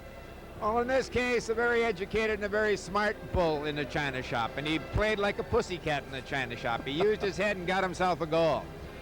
Well, folks, right here, the Czech player with the puck, and they're going that way. And again, in my day, I outfoot that fella, get it over the red line. When he runs me out a rake, I dump it into the other team's zone. But no, Nyland knows, and this fella here very well knows that I'm not going to go anywhere, so I'm going to curl and eventually try to get the puck to one of my teammates coming late. Watch it develop. Chris heads him off at the gully, starts to see him turn. Now stop it right here. See where Chris's stick is right here? It's in this angle. Now he knows very well that as this develops, that the fellows behind him are coming this way, and the puck is going to be passed this way. Now watch what he does with his stick. He takes it across his body, lays it in front of him, right there, puts it on the blue line. There's the pass, and oh boy, it hit his stick and he's home free. Now, going in and Hasek. All right, stop it right there. Now watch, Hasek comes out a little bit, but when he sees Nyland tee it up, then he'll move out, and then he'll adjust a little bit that way. When he adjusts that little bit, that opens up the far post. Look at him come out, look at him come out. Now there he adjusts, he goes a little bit to his left, and I think what that did is open up the far post, and Chris just put it along the ice, hit the far post, and got himself a very well-earned goal. Usually he gets his products with his, as you say, a bull in the china shop, but here, smart. I thought that after that goal, the States really picked up their pace, and they had 3 or more chances after that to take the lead, couldn't capitalize, and then Dusan Pashek puts the goal late in the period to restore the 1-goal lead. Well, Suter got himself a very stupid penalty. For a guy who's been in the National Hockey League as long as he has, when you attack a player, if you're going to have one hand on the stick, you put it between his legs. If you don't, you keep 2 hands on the stick, and instead of skating your snowshoe and you just skate into him, no penalty. But he took a very silly penalty, and then United States all of a sudden forgot to challenge the fellas at the point. The key here is where Van Beesbroek is. Twice before this happened, this fella here, Pasek, had shots from here or passes from here to the fellow in front. So Van Beesbroek has had to move out. Now as this develops again, it'll go back to the point, I think. Speed it up a little bit. That's it, back to the point. Now watch in front of the net. See, Van Beesbroek has to stay out, stay out, stay out. There's the deflection, and he's out high. The puck was dropping into the net, but he made the save with his glove. Now good pursuit of the puck. Back to the point, across to the teammate. Now stop it here again. See where Van Beesbroek is, way out that far. He's worried about this guy here and the possible shot from here or here. This is a great shot, folks, but no way in the world should it go in. A nice smooth pass. Now stop it right there. Look, he stops coming across. That's the key. He should never get beat no matter how good the shot is on that short side. But does he tee it up? Does he let it go? And Van Beesbroek is on the way down as the puck went high over his shoulder. And I'll tell you something, there was lots of room. It didn't go in that much room, it went in that much room. Good shot, good goal. Okay, Howie, thanks very much. Third period just about set to get underway. We'll take a break and come back with more action from Sydney. This is Canada Cup 87.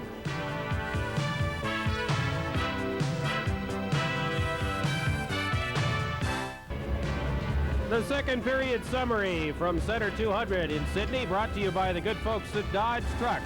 Chris Nyland with the tying goal of the hockey game at 2:29 of the second period. And then Dusan Pashik on a power play. Great shot at 14-12.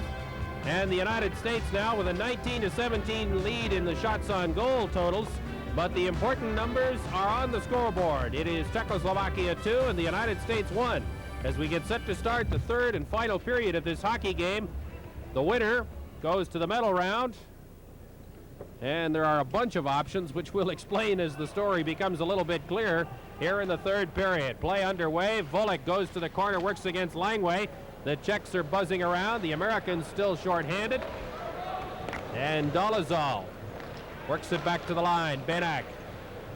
Bosek, there's a shot deflected, and the Americans clear it out and down the ice as Van Beesbroek blocked that shot from well out. Well, that's what Bob Johnson would have been stressing. Let's just get into this third period and get out of this power play situation by the Czechs.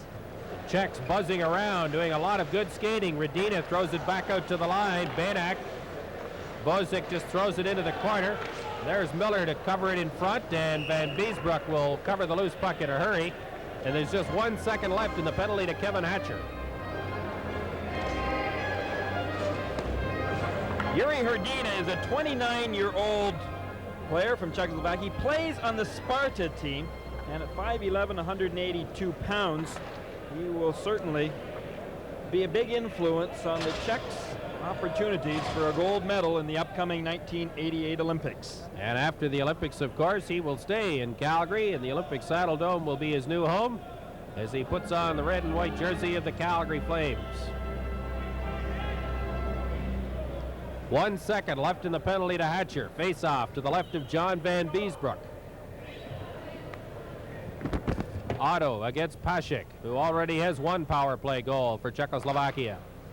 Hatcher out of the box, cleared around on the boards. Hatcher is in position to chop it out into the center ice area. Carpenter tried to get loose and couldn't. Chelios moves up and slaps it to the line. Chelios moves up a little farther, makes the check. And then Sherbin goes around him. Pashik, or Chelios rather, doing some good forechecking there at the Czech line. Now into the slot. Liba lets it go, and Van Beesbroek steered it away. Out and down the ice. Hasek will play it. Carpenter goes after him. Sherbin now is bodied in there. Liba cleared it right into the slot area, intercepted by Housley. There's a shot right on Hasek. A tremendous job in front of the net and made the save. And with 18:37 to go in the third period, this is the Labatt Canada Cup. Well, Housley takes his shot from the point, but watch in front of Hasek. He has got big Joel Otto in front. He's also got Olchek that's coming in as well. Now, this is where Hasek once again shines, because he just doesn't give up any type of rebounds there, even with a couple of big guys standing around him. You couldn't see a Czech defenseman. Housley hustles back into his own zone, sets it up for LaFontaine. He just tips it to the Czech line. Arava cleared it around on the boards. Miller moves up to make a forecheck. Miller gets the loose puck. Housley skated by it, then had to go back and get it. It goes out the other side. Here it is in the slot. Miller couldn't get loose, and the Czechs are away. Down the left side, Ruzicka. Big shot, Ruzicka. And Van Beesbroek stood his ground and let the puck hit him and go out to the line. Miller now. Miller dumps it toward the net. LaFontaine was there looking for a loose puck, and it goes into the corner. The American player, Presley, fell, then hooked the Czech player down. Here's Housley trying to make a centering pass, and the Czechs control once again. Housley took that puck off his chest and played it out to the line. Presley had it go back inside, and we get an offside call made by John D'Amico. Well, the Czechs don't really have a big hockey club. You heard Tony Esposito referring to players not being quite as big as when he played.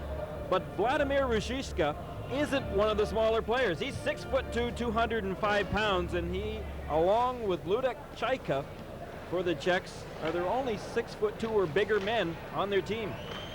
Broughton throws it up to Mark Johnson, tipped into the zone. Mullen is bodied out of the play by Vilt, and it comes back out to Kuchera. Crisply, the Czechs move out of the zone. Off the boards now as the Czechs work towards the line, and there's Aaron Broughton to intercept. Out to Johnson.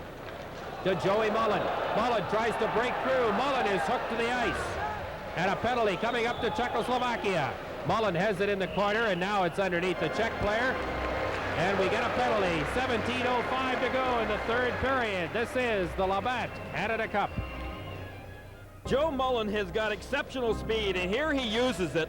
And Yaroslav Bejnak, number 9, the Czech defenseman, ends up taking a hooking penalty just in order possibly to prevent a goal here. He couldn't catch Mullen, and Bejnak's not a slow defenseman either, but Mullen, utilizing his speed there, was dragged down by Bejnak. Bejnak for hooking at 2:55, the time of that penalty. And we get a call for gloving the puck, I guess it was. So the face-off will be outside the Czech line. 17 minutes to go in period 3. The Czechs have to win this game to qualify for the medal round. The Americans can advance with a win or a tie. But right now the Czechs have the upper hand on the scoreboard, 2-1, and that second goal by Pasek late in the second period has the Czechs playing with a lot more confidence. Housley off the boards. Carpenter shovels it in across the line. There's Otto, big shot. Back out to the line as Hasek made the save. Otto shovels it towards the net, and the Czechs get control once again. Now it's Radina circling in the center ice area, killing seconds, and the Americans take control once again. Otto in across the line. Otto is hauled down. It goes in behind the net to Dolezal. Mullen can't keep it in, and the puck is cleared out and down the ice.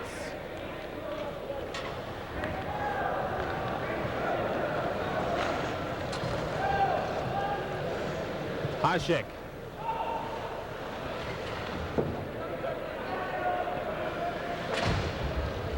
In the corner, behind the net, LaFontaine. Hasek covers up and gets a whistle.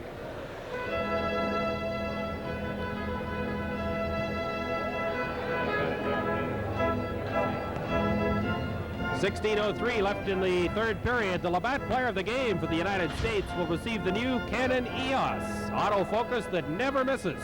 Stop the game with the only autofocus camera quick enough to capture all the action. The Canon EOS, the official 35mm camera of the 1988 Winter Olympic Games.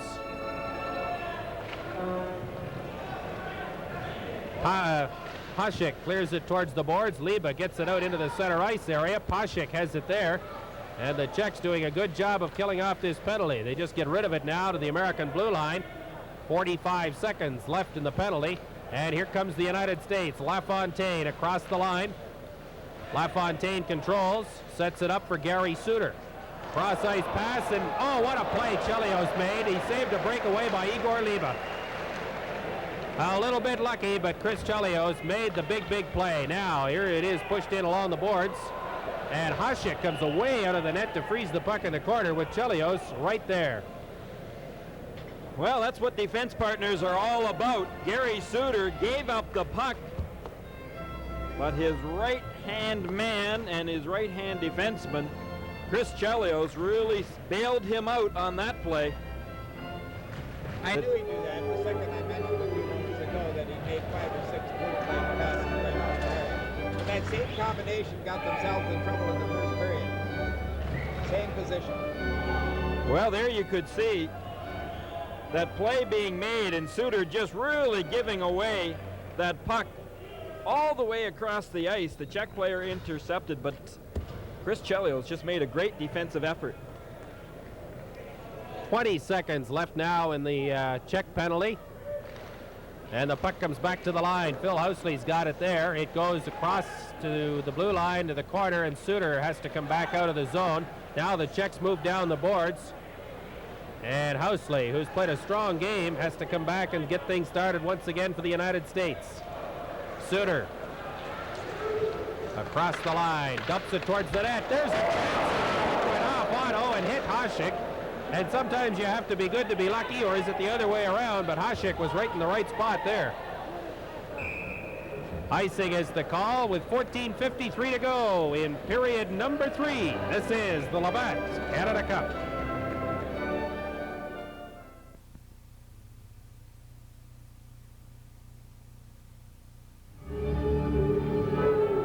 Joel Otto, number 29, has played a pretty strong game and a good, solid defensive center for Bob Johnson's American team.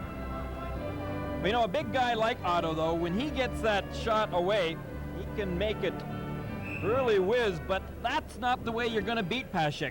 You're not going to beat him on just one shot. You're going to have to get in there, make life miserable for him, screen him, be ready to deflect that puck. You're not going to get an easy goal on him.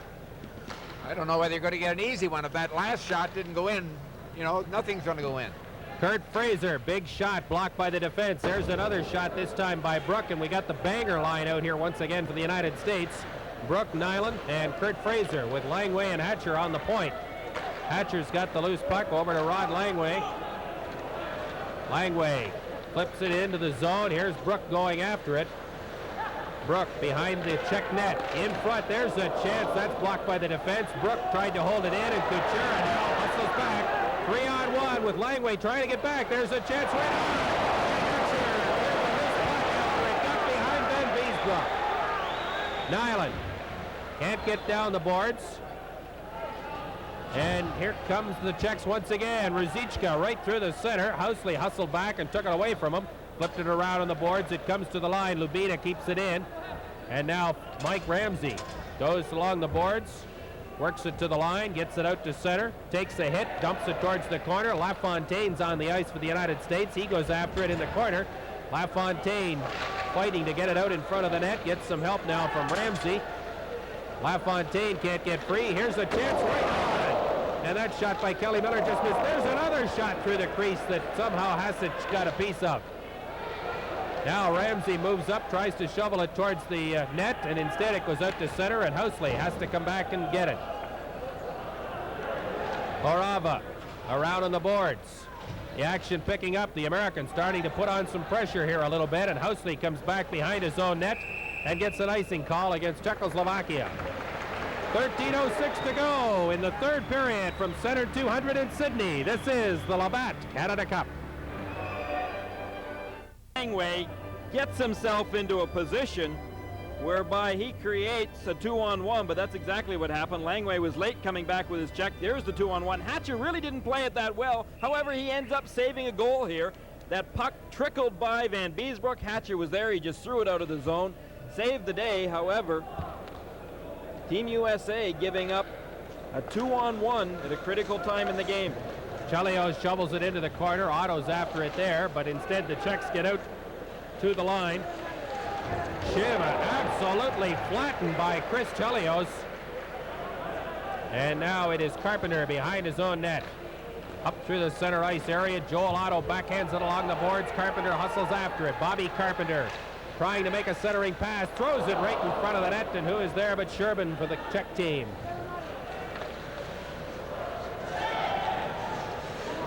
Olczyk just whacked one of the Czech players, and he'll go to the penalty box for a penalty of, it'll be elbowing will be the call, but not really the great place or the time to take that infraction. Well, it sure isn't the place nor the time, and with Team USA down by 1 goal, watch.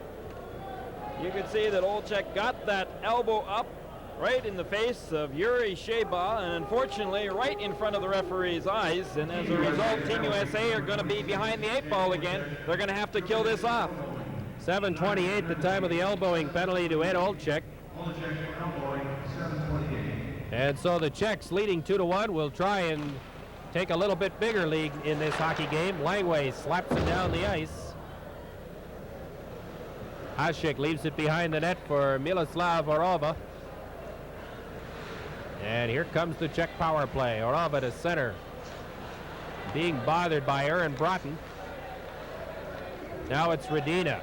Just dumps it in towards the U.S. goal. Langway gets it there and clears it right back to the line, and it's kept in. I guess it bounced up and hit somebody on the bench and came back on the ice, and John D'Amico called it right there.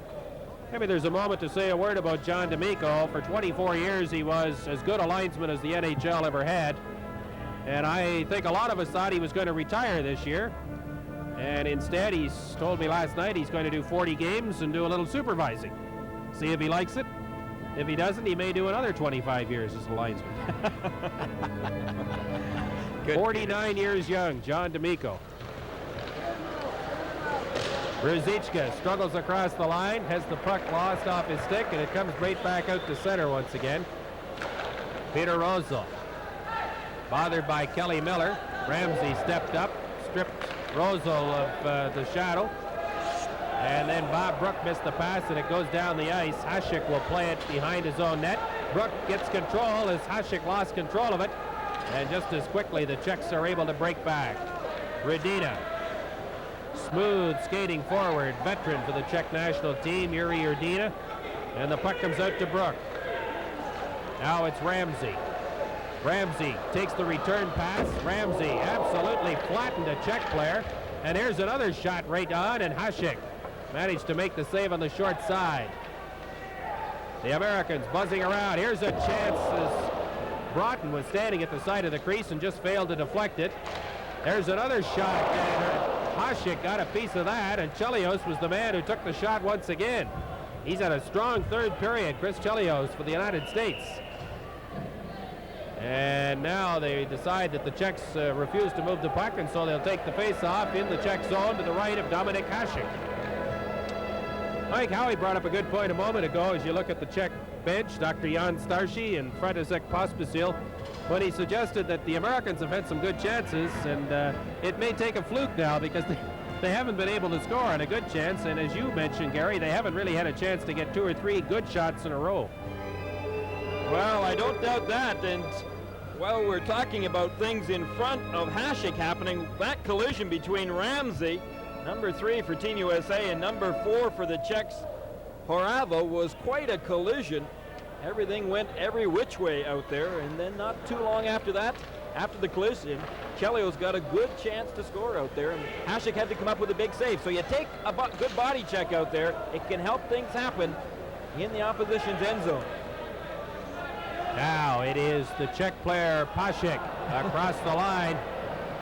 One of his teammates, and Van Beesbroek decides to cover the loose puck in the crease. One of his teammates got hauled out at the line, no penalty. 10.5 minutes to go in period 3. As you look at John Van Beesbroek. I think Van Beesbroek may have been complaining that was offside, but Rod Langway had a lot to do with it being offside, and maybe as we watch a little bit closer here, watch Langway as he trips up number 22, Yuri Sheba, and Sheba was pulled offside. I think that's what Van Beesbroek was complaining about. Langway now works behind his own net, plays it around to Joel Otto. Out into the center ice area, pass knocked down by Carpenter, gets around the defender and tried to make a back pass with Olczyk looking for the loose puck in front. Carpenter now gets it back to the line. Hatcher's shot is deflected in front. Olczyk fighting for the loose puck, and Igor Liba has it. Liba out to Pasek. Pasek weaves his way through the center ice area. The Czechs now making a change. A lot of extra bodies on the ice. No penalty is called.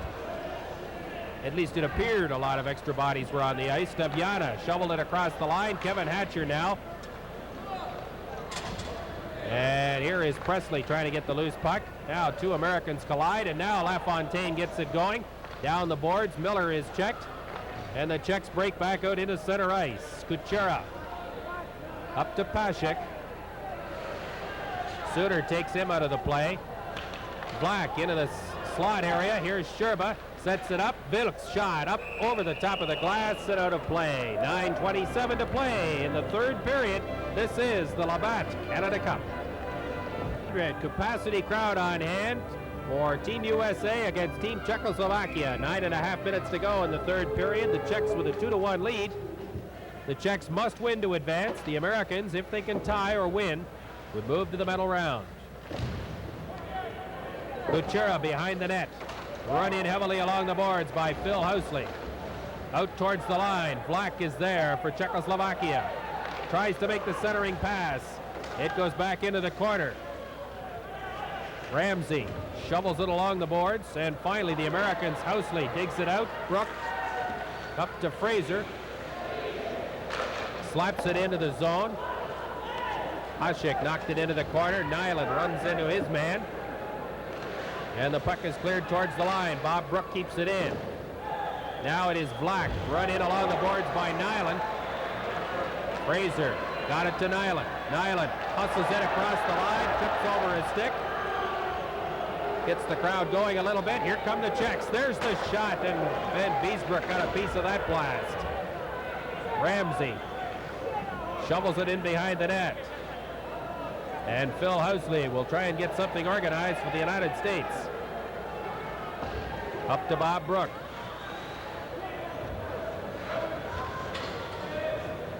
Brook just shoveled it towards the line. Knocked down there by Joey Mullen. Steered into the Czech zone. Long pass up to Dolezal. Americans changing. Here's Volek across the line with a shot that goes wide.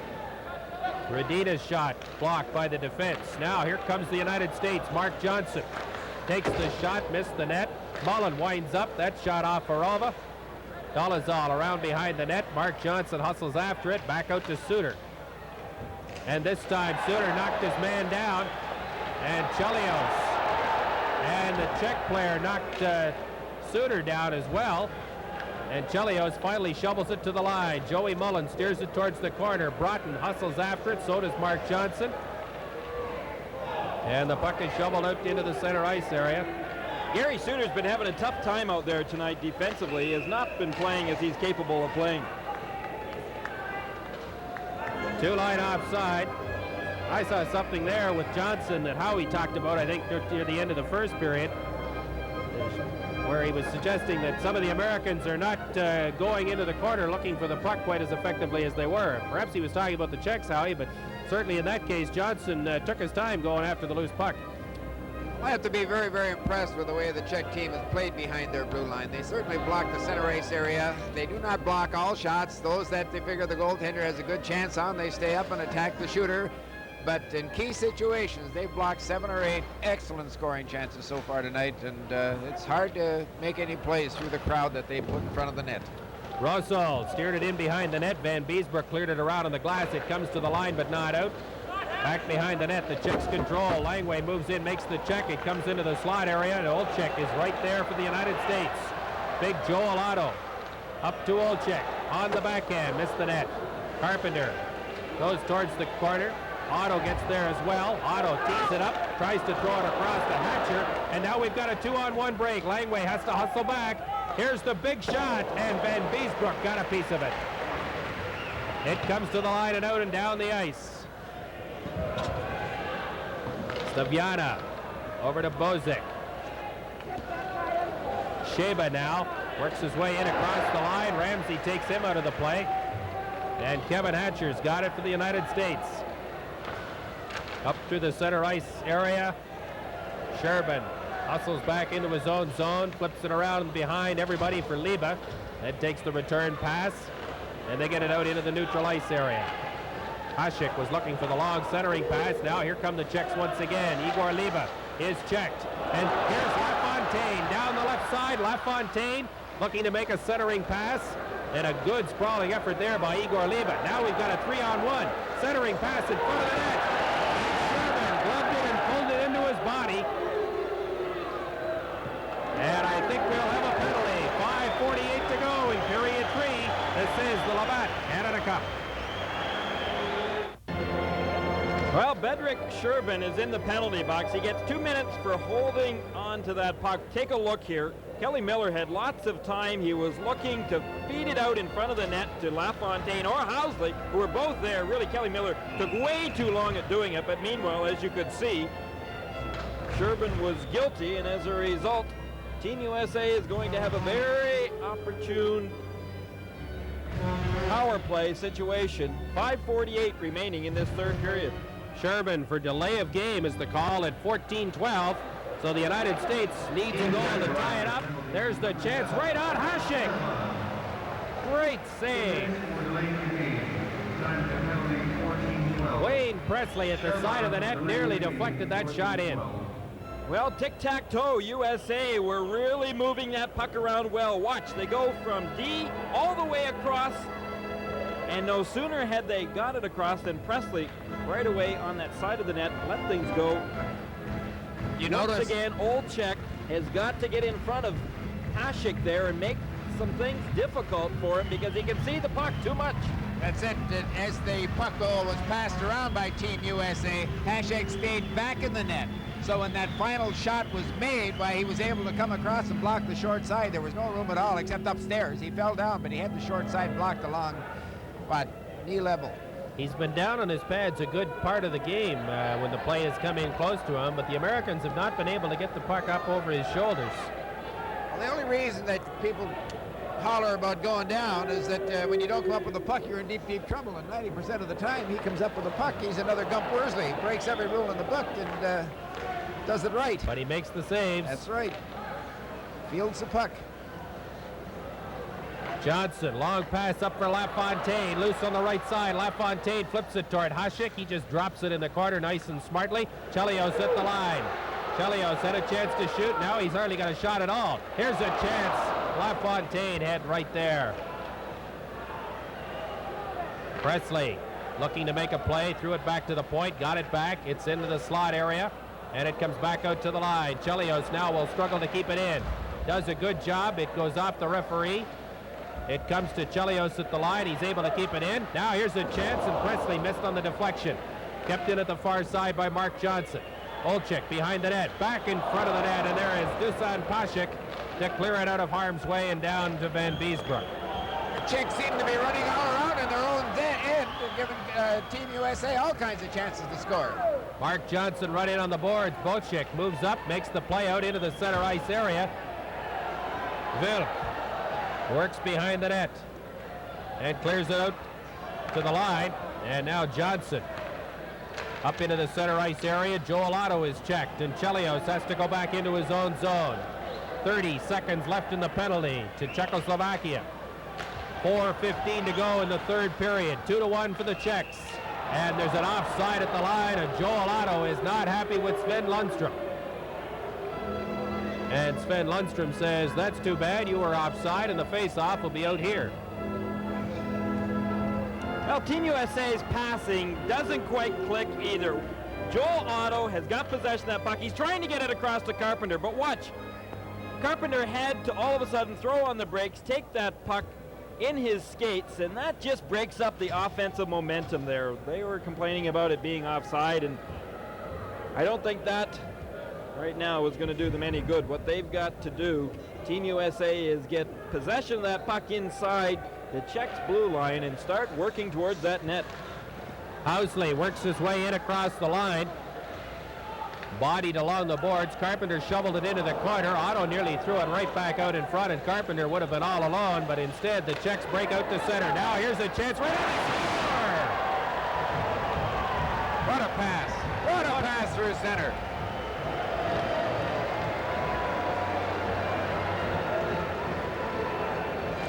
Well, that long pass, take a look at it. Number 6 right here, Chaika. He's got his head up. He just throws that puck across to number 24, Hrdina, and Hrdina lets that bullet go low side right underneath of that glove on Van Beesbroek. What a shot. That pretty much puts this game away for Team USA and their opportunity to go on any further. The Czechs with a 3-1 lead now on Hrdina's goal.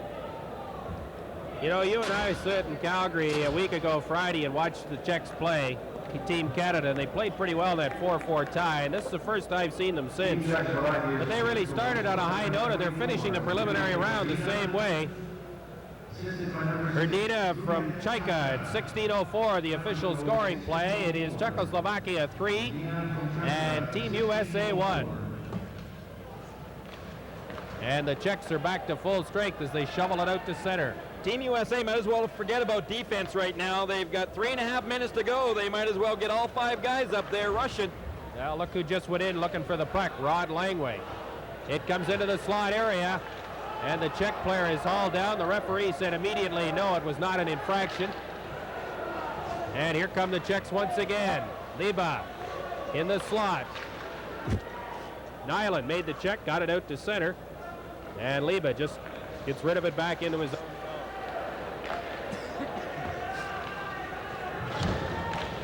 3 minutes to go in the third period. The Czechs are after it again. Pasek drops it back. Sheba with a man loose in front, and Liba nearly got the loose puck. Now here comes Miller. Brook let his man go there, almost as though he was giving up defensively. Housley down the side, takes the shot, missed the far side. Ramsey keeps it in the zone.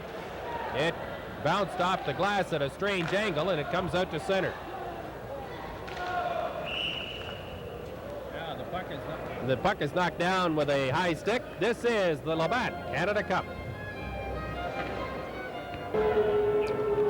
Team USA bench, frustrated, I'm sure, by some good scoring chances that have been taken away from them by Dominik Hasek, who has played very steady goal for Czechoslovakia's national squad. 2.5 minutes to go in the third period. 3-1 for the Czechs.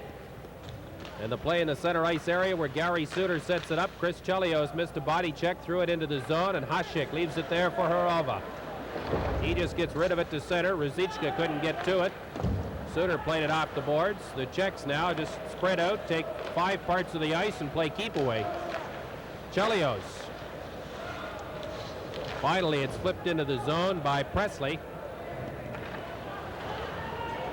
Carpenter, or LaFontaine buzzing around there. Presley missed a check, but lost control of the puck. Rosol gives it to Horova. Horova tried to flip it by Carpenter, and Carpenter took it to the boards. And now Chelios has logged a lot of ice time as well in this third period, works it out to center. Olczyk flattened in the center ice area. And we will get a penalty for tripping as a result of all of that, with 1 minute and 37 seconds to go in the third period. Well, you know, before the game, Howie said that Team USA were going to have some offense today, and they're going to have to score at least 3 goals in order to advance to the medal rounds. The score is sitting here 3-1. The problem with Team USA is they have not had a Wayne Gretzky or a Lemieux who could go out there and offensively really create some big scoring opportunities. They've had plenty of chances in today's game, but they really haven't had those guys that can salt it away for you. Well, I got to go back again, gentlemen, till still basically a game of speed and stick finesse, all other things being equal. If you can't turn another team chicken. And the Czechs tonight, and 20-30 times have taken a great opportunity of their speed, both on offense and defense. And it's a lack of speed, the lack of mobility that has cost, I would think, Team USA all kinds of scoring chances. Now the official Kaisla and John D'Amico are having a little bit of a discussion, I think, about the nature of a timeout. Bob Johnson has his crew huddled at the USA bench. And in fact, we have a USA timeout called now. Lubina for tripping at 18:23 is the penalty.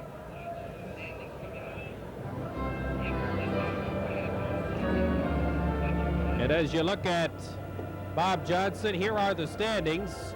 If this result should hold up, and it would seem to be a reasonably certain result with 1 minute and 37 seconds to go, Canada and the Soviet Union with a game still to play. Sweden, having won already, moves into third spot, at least with 6 points. And the Czechs would move ahead of the United States for the final playoff spot. And I'll tell you something, gentlemen. There's a heck of a lot at stake in that game later on tonight, Canada and the Soviet Union, because in no way do I want to play that Czech team. No way at all.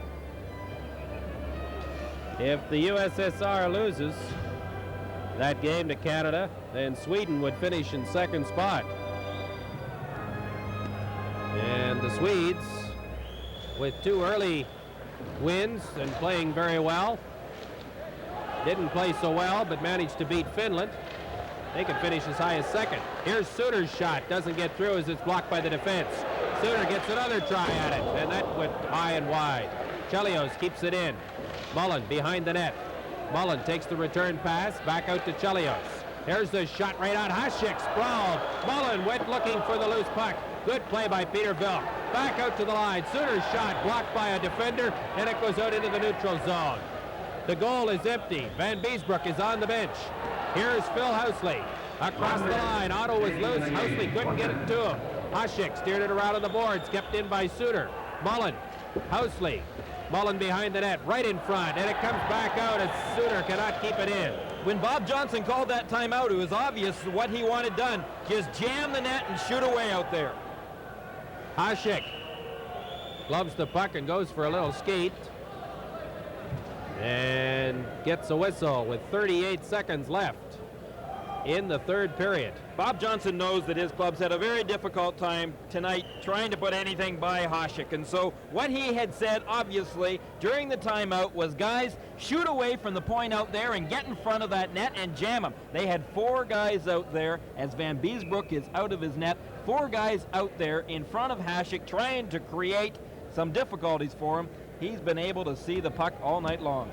This will be a disappointing loss for the United States. They got off to a decent start. They had a pretty good draw. They got 2 relatively easier teams to play before they met the Canadians and the Soviets. And things have gone downhill since that time. Well, they have had some difficulties in the latter part of this schedule. However, it has not been without effort. They have really played with a lot of intensity. And let's face it, this has been a great hockey game tonight. I have to second that. Great positional play by both teams, some tremendous checking, great goaltending at both ends, and again, the Czechs with their fleetness of foot and the wizardry of the stick. Their handling of the puck and their passing and pass receiving is first class. And number 2 standing in the nets has stood very tall indeed for Czechoslovakia in this game, because the Americans have had some quality scoring chances, and Dominik Hasek has really showed you why he is a good candidate for player of the game. So 38 seconds to go in the third period. The puck comes back to Chelios, across to Suter. There's the shot deflected just wide. Chelios hustles after it. There's another shot. Hasek managed to deflect it away. Housley tried to throw it in front. The puck is on the mesh. Hasek has lost sight of it. It comes back out to Suter. Another shot right on. Another chance. Scramble in front of the net. Mullen missed the open side. And Hasek is able to clear it around on the boards. 15 seconds left. Here's a chance for Otto to back to Suter. He missed the net. Chelios controls it at the boards. Another chance right on. And Hasek squeezed it between his pads with 5 seconds to go. There's a sign of unbelievable goaltending. There was a shot that changed direction halfway in. His legs were apart, yet he got them together and made the save. Not going to beat a great goaltender in the 5-hole. Well, not even with 4 Team USA players standing in front of him, milling all around him. They still can't put that puck in the net by him. You could see that Big Otto was trying to wrestle that puck off, and then they just kept shooting away from the point. Suter had a good chance, but there's no way. Hasek gets down, but at the same time when he gets down, Howie, as you had said, he can see that puck all the way, and boy, he is quick as a cat. There's the shot. Watch this. 5 seconds to play in the third period. Hasek must have felt like he was in a pinball machine there. It just kept going on and on and on. Well, the Czechs managed to tie it up in the slot area. They shovel it out to center, and Czechoslovakia is going to the medal round of the 1987 Canada Cup. Well, no shame on Team USA's part by losing a game like this. They gave it all they had out there, but they were beaten by a more skillful hockey club. The Czechs really were impressive. Yuri Erdina just gave his stick to some young fan here in Sydney as a souvenir. Well, you see some of that emotion that we were talking about earlier. They're a pretty happy bunch of guys right now for good reason. So the Czechs finish up 2-2-1 for 5 points. The United States, after winning 2 games, lost 3 in a row. And for them, Canada Cup has turned a bit sour. But were it not for that gentleman, Dominik Hasek, 32-year-old goalkeeper from Pardubice, Czechoslovakia, the Americans might be moving on. The official awards presentation is about to take place, and we'll meet the players of the game.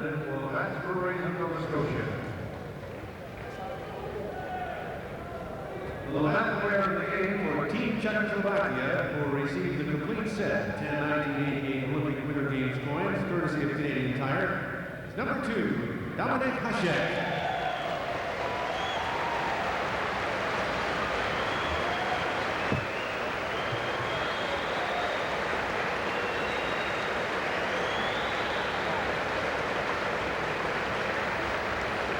The last player of the game for Team USA will receive a Canada Dios camera. Is number 6, Bill Housley.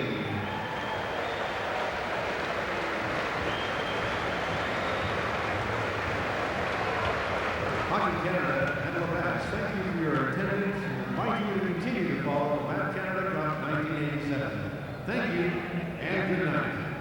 As the two teams meet at center ice to shake hands, the final score, Czechoslovakia 3 and the United States 1. And this is the 1987 Labatt Canada Cup.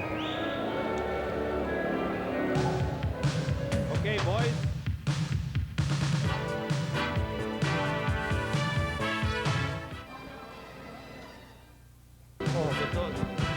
Welcome back to Sydney, Nova Scotia. Team Czechoslovakia has defeated the United States by a score of 3-1 to advance to the playoff round. The player of the game for Team Czechoslovakia, of course, goaltender Dominik Hasek. Dominik, congratulations. A very, very good game by you and the rest of your teammates.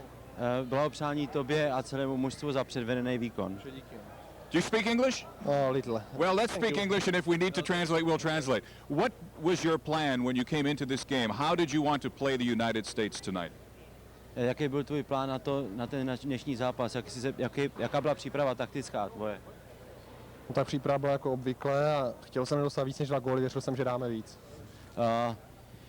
Very usual, very common preparation before the game. He didn't want to get more than 2 goals, and he saw that we would score more than 2 goals. Did it bother you at all? They were charging the net, they were going towards the net, putting players in front of the net all the time. Did it ruin your concentration at all? Jestli ti to vadilo to, že měli furt někoho před bránou a víš, jako v tom předkleci. Já to nejsem zvyklý z Československa tolik. No ale že jsem s tím musel jako vyrovnat, že už tady jsem odehrál víc zápasů. He's not used to it, to such charging from the home competition, from the games we play at home, but since he's been around already for a few games and he's played quite a few games in America and Canada, so he got used to it and he has adjusted. But it's still not common, you know, so much charging in front of the net. They had 36 shots at you tonight. Did it feel like 36? Že měli 36 střel na branu, jestli se ti to zdá, že měli tolik střel. Možná hra nejhorší byla jako druhá třetina, že tam jako měli tlak a tam jsem jako rád, že jsem dostal jenom 1 gól, že to asi rozhodlo. The most difficult part was the second period when they outshot our team and they had we think they had around 17 or 18 shots on the goal, and we think it was the most important period which actually decided the whole game. Your style is very unorthodox. It's very different. You don't seem to play by any specific rules. You throw your body everywhere and you always make the save. Is this the way you have always played? Ten tvůj styl je takový neortodoxní, že prostě se ničemu nepodobá. Jestli to je tvůj způsob, jako že každou chvilku letíš někam jinam. Že mě nikdo jako neučil chytat, jako jsem jako, že to je můj vlastní styl. No a že to je jako víc jako evropský styl než kanadský, ovšem myslím si, že jako platí na tyhle hráče. No. Yeah, nobody taught him his style. It's his own style. Well, as long as it stops the puck, it's good. Yes, that's what he says, that stops the puck, and he thinks that's a good way to play Canadian players. Now, you will either play Canada or the Soviet Union or Sweden in the playoff round. Do you prefer which team would you like to play? Který teďka rozhoduje, že který budeme hrát, jestli budeme hrát Kanadu, Ameriku, teda Kanadu, Sovětský svaz nebo Švédy, no. Koho by si vzal jako tak to? Švédy, ale asi to bude Sovětský svaz nebo Kanada. No. He will pick up Sweden, but he thinks that it will be either, it must be actually either Canada or Soviet Union. Good luck. Thank you. You're welcome. Dominik Hasek, the player of the game for Team Czechoslovakia tonight. Let's take you upstairs to the 3 good guys. Well, 2 of us here anyway, for the moment at least. Jimmy, thank you for that and the thoughts of Dominik Hasek.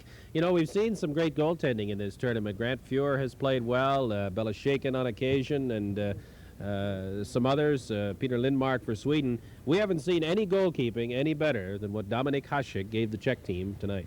Well, I'm sure when Bob Pulford drafted this man back in 1983 as the 10th rounder, he was maybe hoping that one day he might be in a Chicago Blackhawk uniform.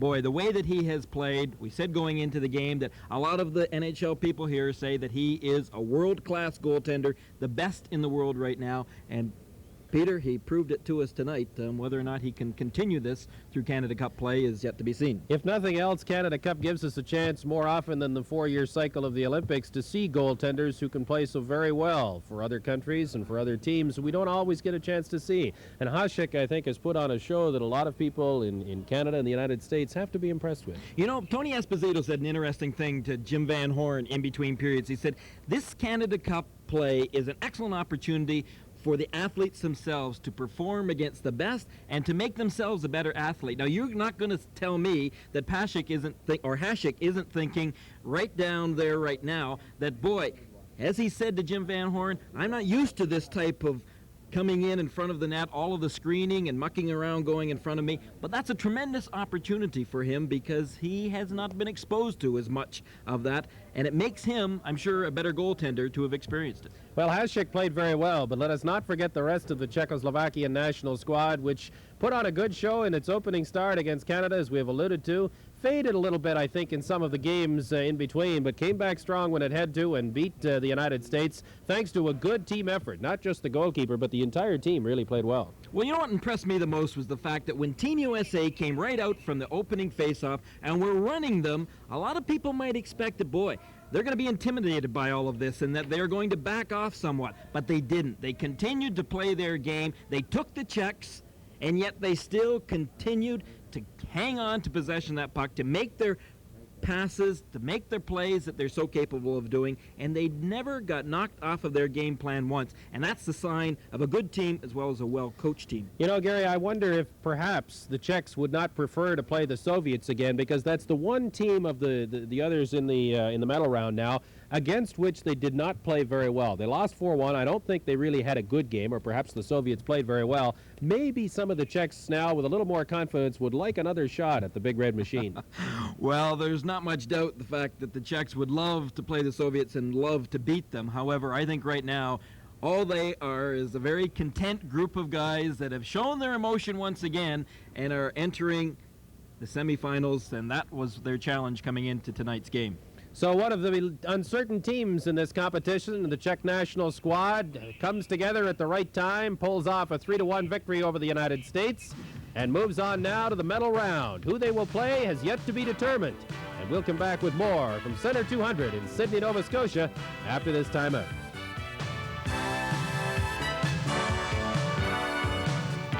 There was only one goal scored in the third period of tonight's game. Unfortunately for Team USA, it was not by them. As we take a look at the third period scoring summary brought to you by Dodge Trucks, it went to Yuri Hradina at 16:04 from Chaika to make the final score 3-1 in favor of Team Czechoslovakia over Team USA. Shots on goal, 37 for the United States, 25 for Czechoslovakia. That gives you a good indication of the chances that Team USA had, and they did have a lot of them. Unfortunately, they were unable to capitalize on their scoring chances throughout the Canada Cup tournament. That was one of the aspects of their game that they were really worried about. As we bring in Howie Meeker to take a look at some of the highlights. Howie, a lot of guys were surprised that Pat LaFontaine started the tournament off with a couple of goals in Hartford, but he wasn't able to maintain the case. He wasn't able to score tonight, and in the end, the lack of goal production really hurt the USA. Well, LaFontaine, by anybody's standards, a pretty good hockey player. I think he's much better with the puck than he is as a skater, but his skating legs are more than adequate. Not sensational, but more than adequate. And here we have a situation, Pat LaFontaine right there with the puck. Now, if you put him in that situation and you put any Canadian defenseman right there, any USA defenseman, I should say, Mike Ramsey, Hatcher, Langway, Housley, or Sutter, LaFontaine gets a shot at the net. The only guy that might catch him is Chelios. Skating is so important. Now watch this Czech defenseman head him off at the gullies. It is just great skating, great power. And he comes at the angle. He goes to him as well. At one point there, LaFontaine had a good step on him. Look at him catch him. And there's no doubt at all, had he gone one more stride, that the Czech defenseman would have caught him. Now that nullifies a good chance on goal. As this continues on, though, the Czechs got a penalty for falling on the puck, But when you can't get a good shot on net from that situation that Pat LaFontaine was in, why, you're in trouble. On that penalty for closing the hand on the puck, the USA had a chance, perfect chance to tie the game and advance to the playoff round. They couldn't do it. As a matter of fact, it turned around the opposite way with Yuri Hrdina scoring the shorthanded goal late in the period, and that turned out to be the backbreaker. Well, we're going to show you something here that Europeans can do, the great, great hockey players can do, but there's a fella tries it right here that I'm not so sure should happen. All right, they're on the power play, and the puck will come back in through here, and keep your eye on that hockey player right there. Now the puck will go in behind the net. They advance the puck along. Now stop it right there. Look, there's no way in the world that we are good enough to make that type of pass get to that player right there. Watch what happens. Oops, there we lost the puck. We had the puck, should have made sure it went to someone wearing a Team USA jersey, and it didn't. All right, now stop it right here. As this develops, this Czech player will carry the puck right here, and this defenseman has to take a look around because he's going to get head off or should get head off there, and watch, there's the guy, Hrdina, that makes the great, great play. It should never develop into a one-on-one here. He has to take his eye off that player and look this way. He doesn't. Watch the great pass Chica makes, number 6. See, he's not dangerous at all. Now, just look at stop it right there. Look, if we could back that up, this Chica here made the pass into an opening. He put the pass right in, just leave it right there. You can back it up? All right, come on, back it up for us. We got time. Back it up. That's it, super. All right, now look at he's not making the pass to the player there. He knows that speed that's coming. He lays it right in here. That's just super. And it's a bullet pass, folks. It really is. There's something on it. Hrdina's home free. Now watch him go to the left, and he draws Van Beesbroek over. And as Van Beesbroek comes over, he puts it in the far side. Just one heck of a shot. A great, great goal, but good puck handling. Okay, Howie, thank you very, very much. We've enjoyed our time with you for the last 2 games today. We've enjoyed bringing you TSN's coverage of the Labatt Canada Cup 87. It's always great to be part of a special event like this. For Peter Watts and Gary Green and Howie Meeker and everybody that helped us out through the last 4 games we did, thanks for joining us. We hope you enjoyed it. So long from Sydney.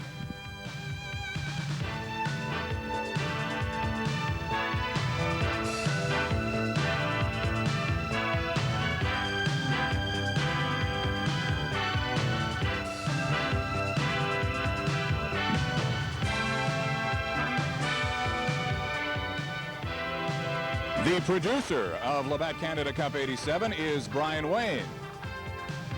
Today's game was directed by Henry Pasilla.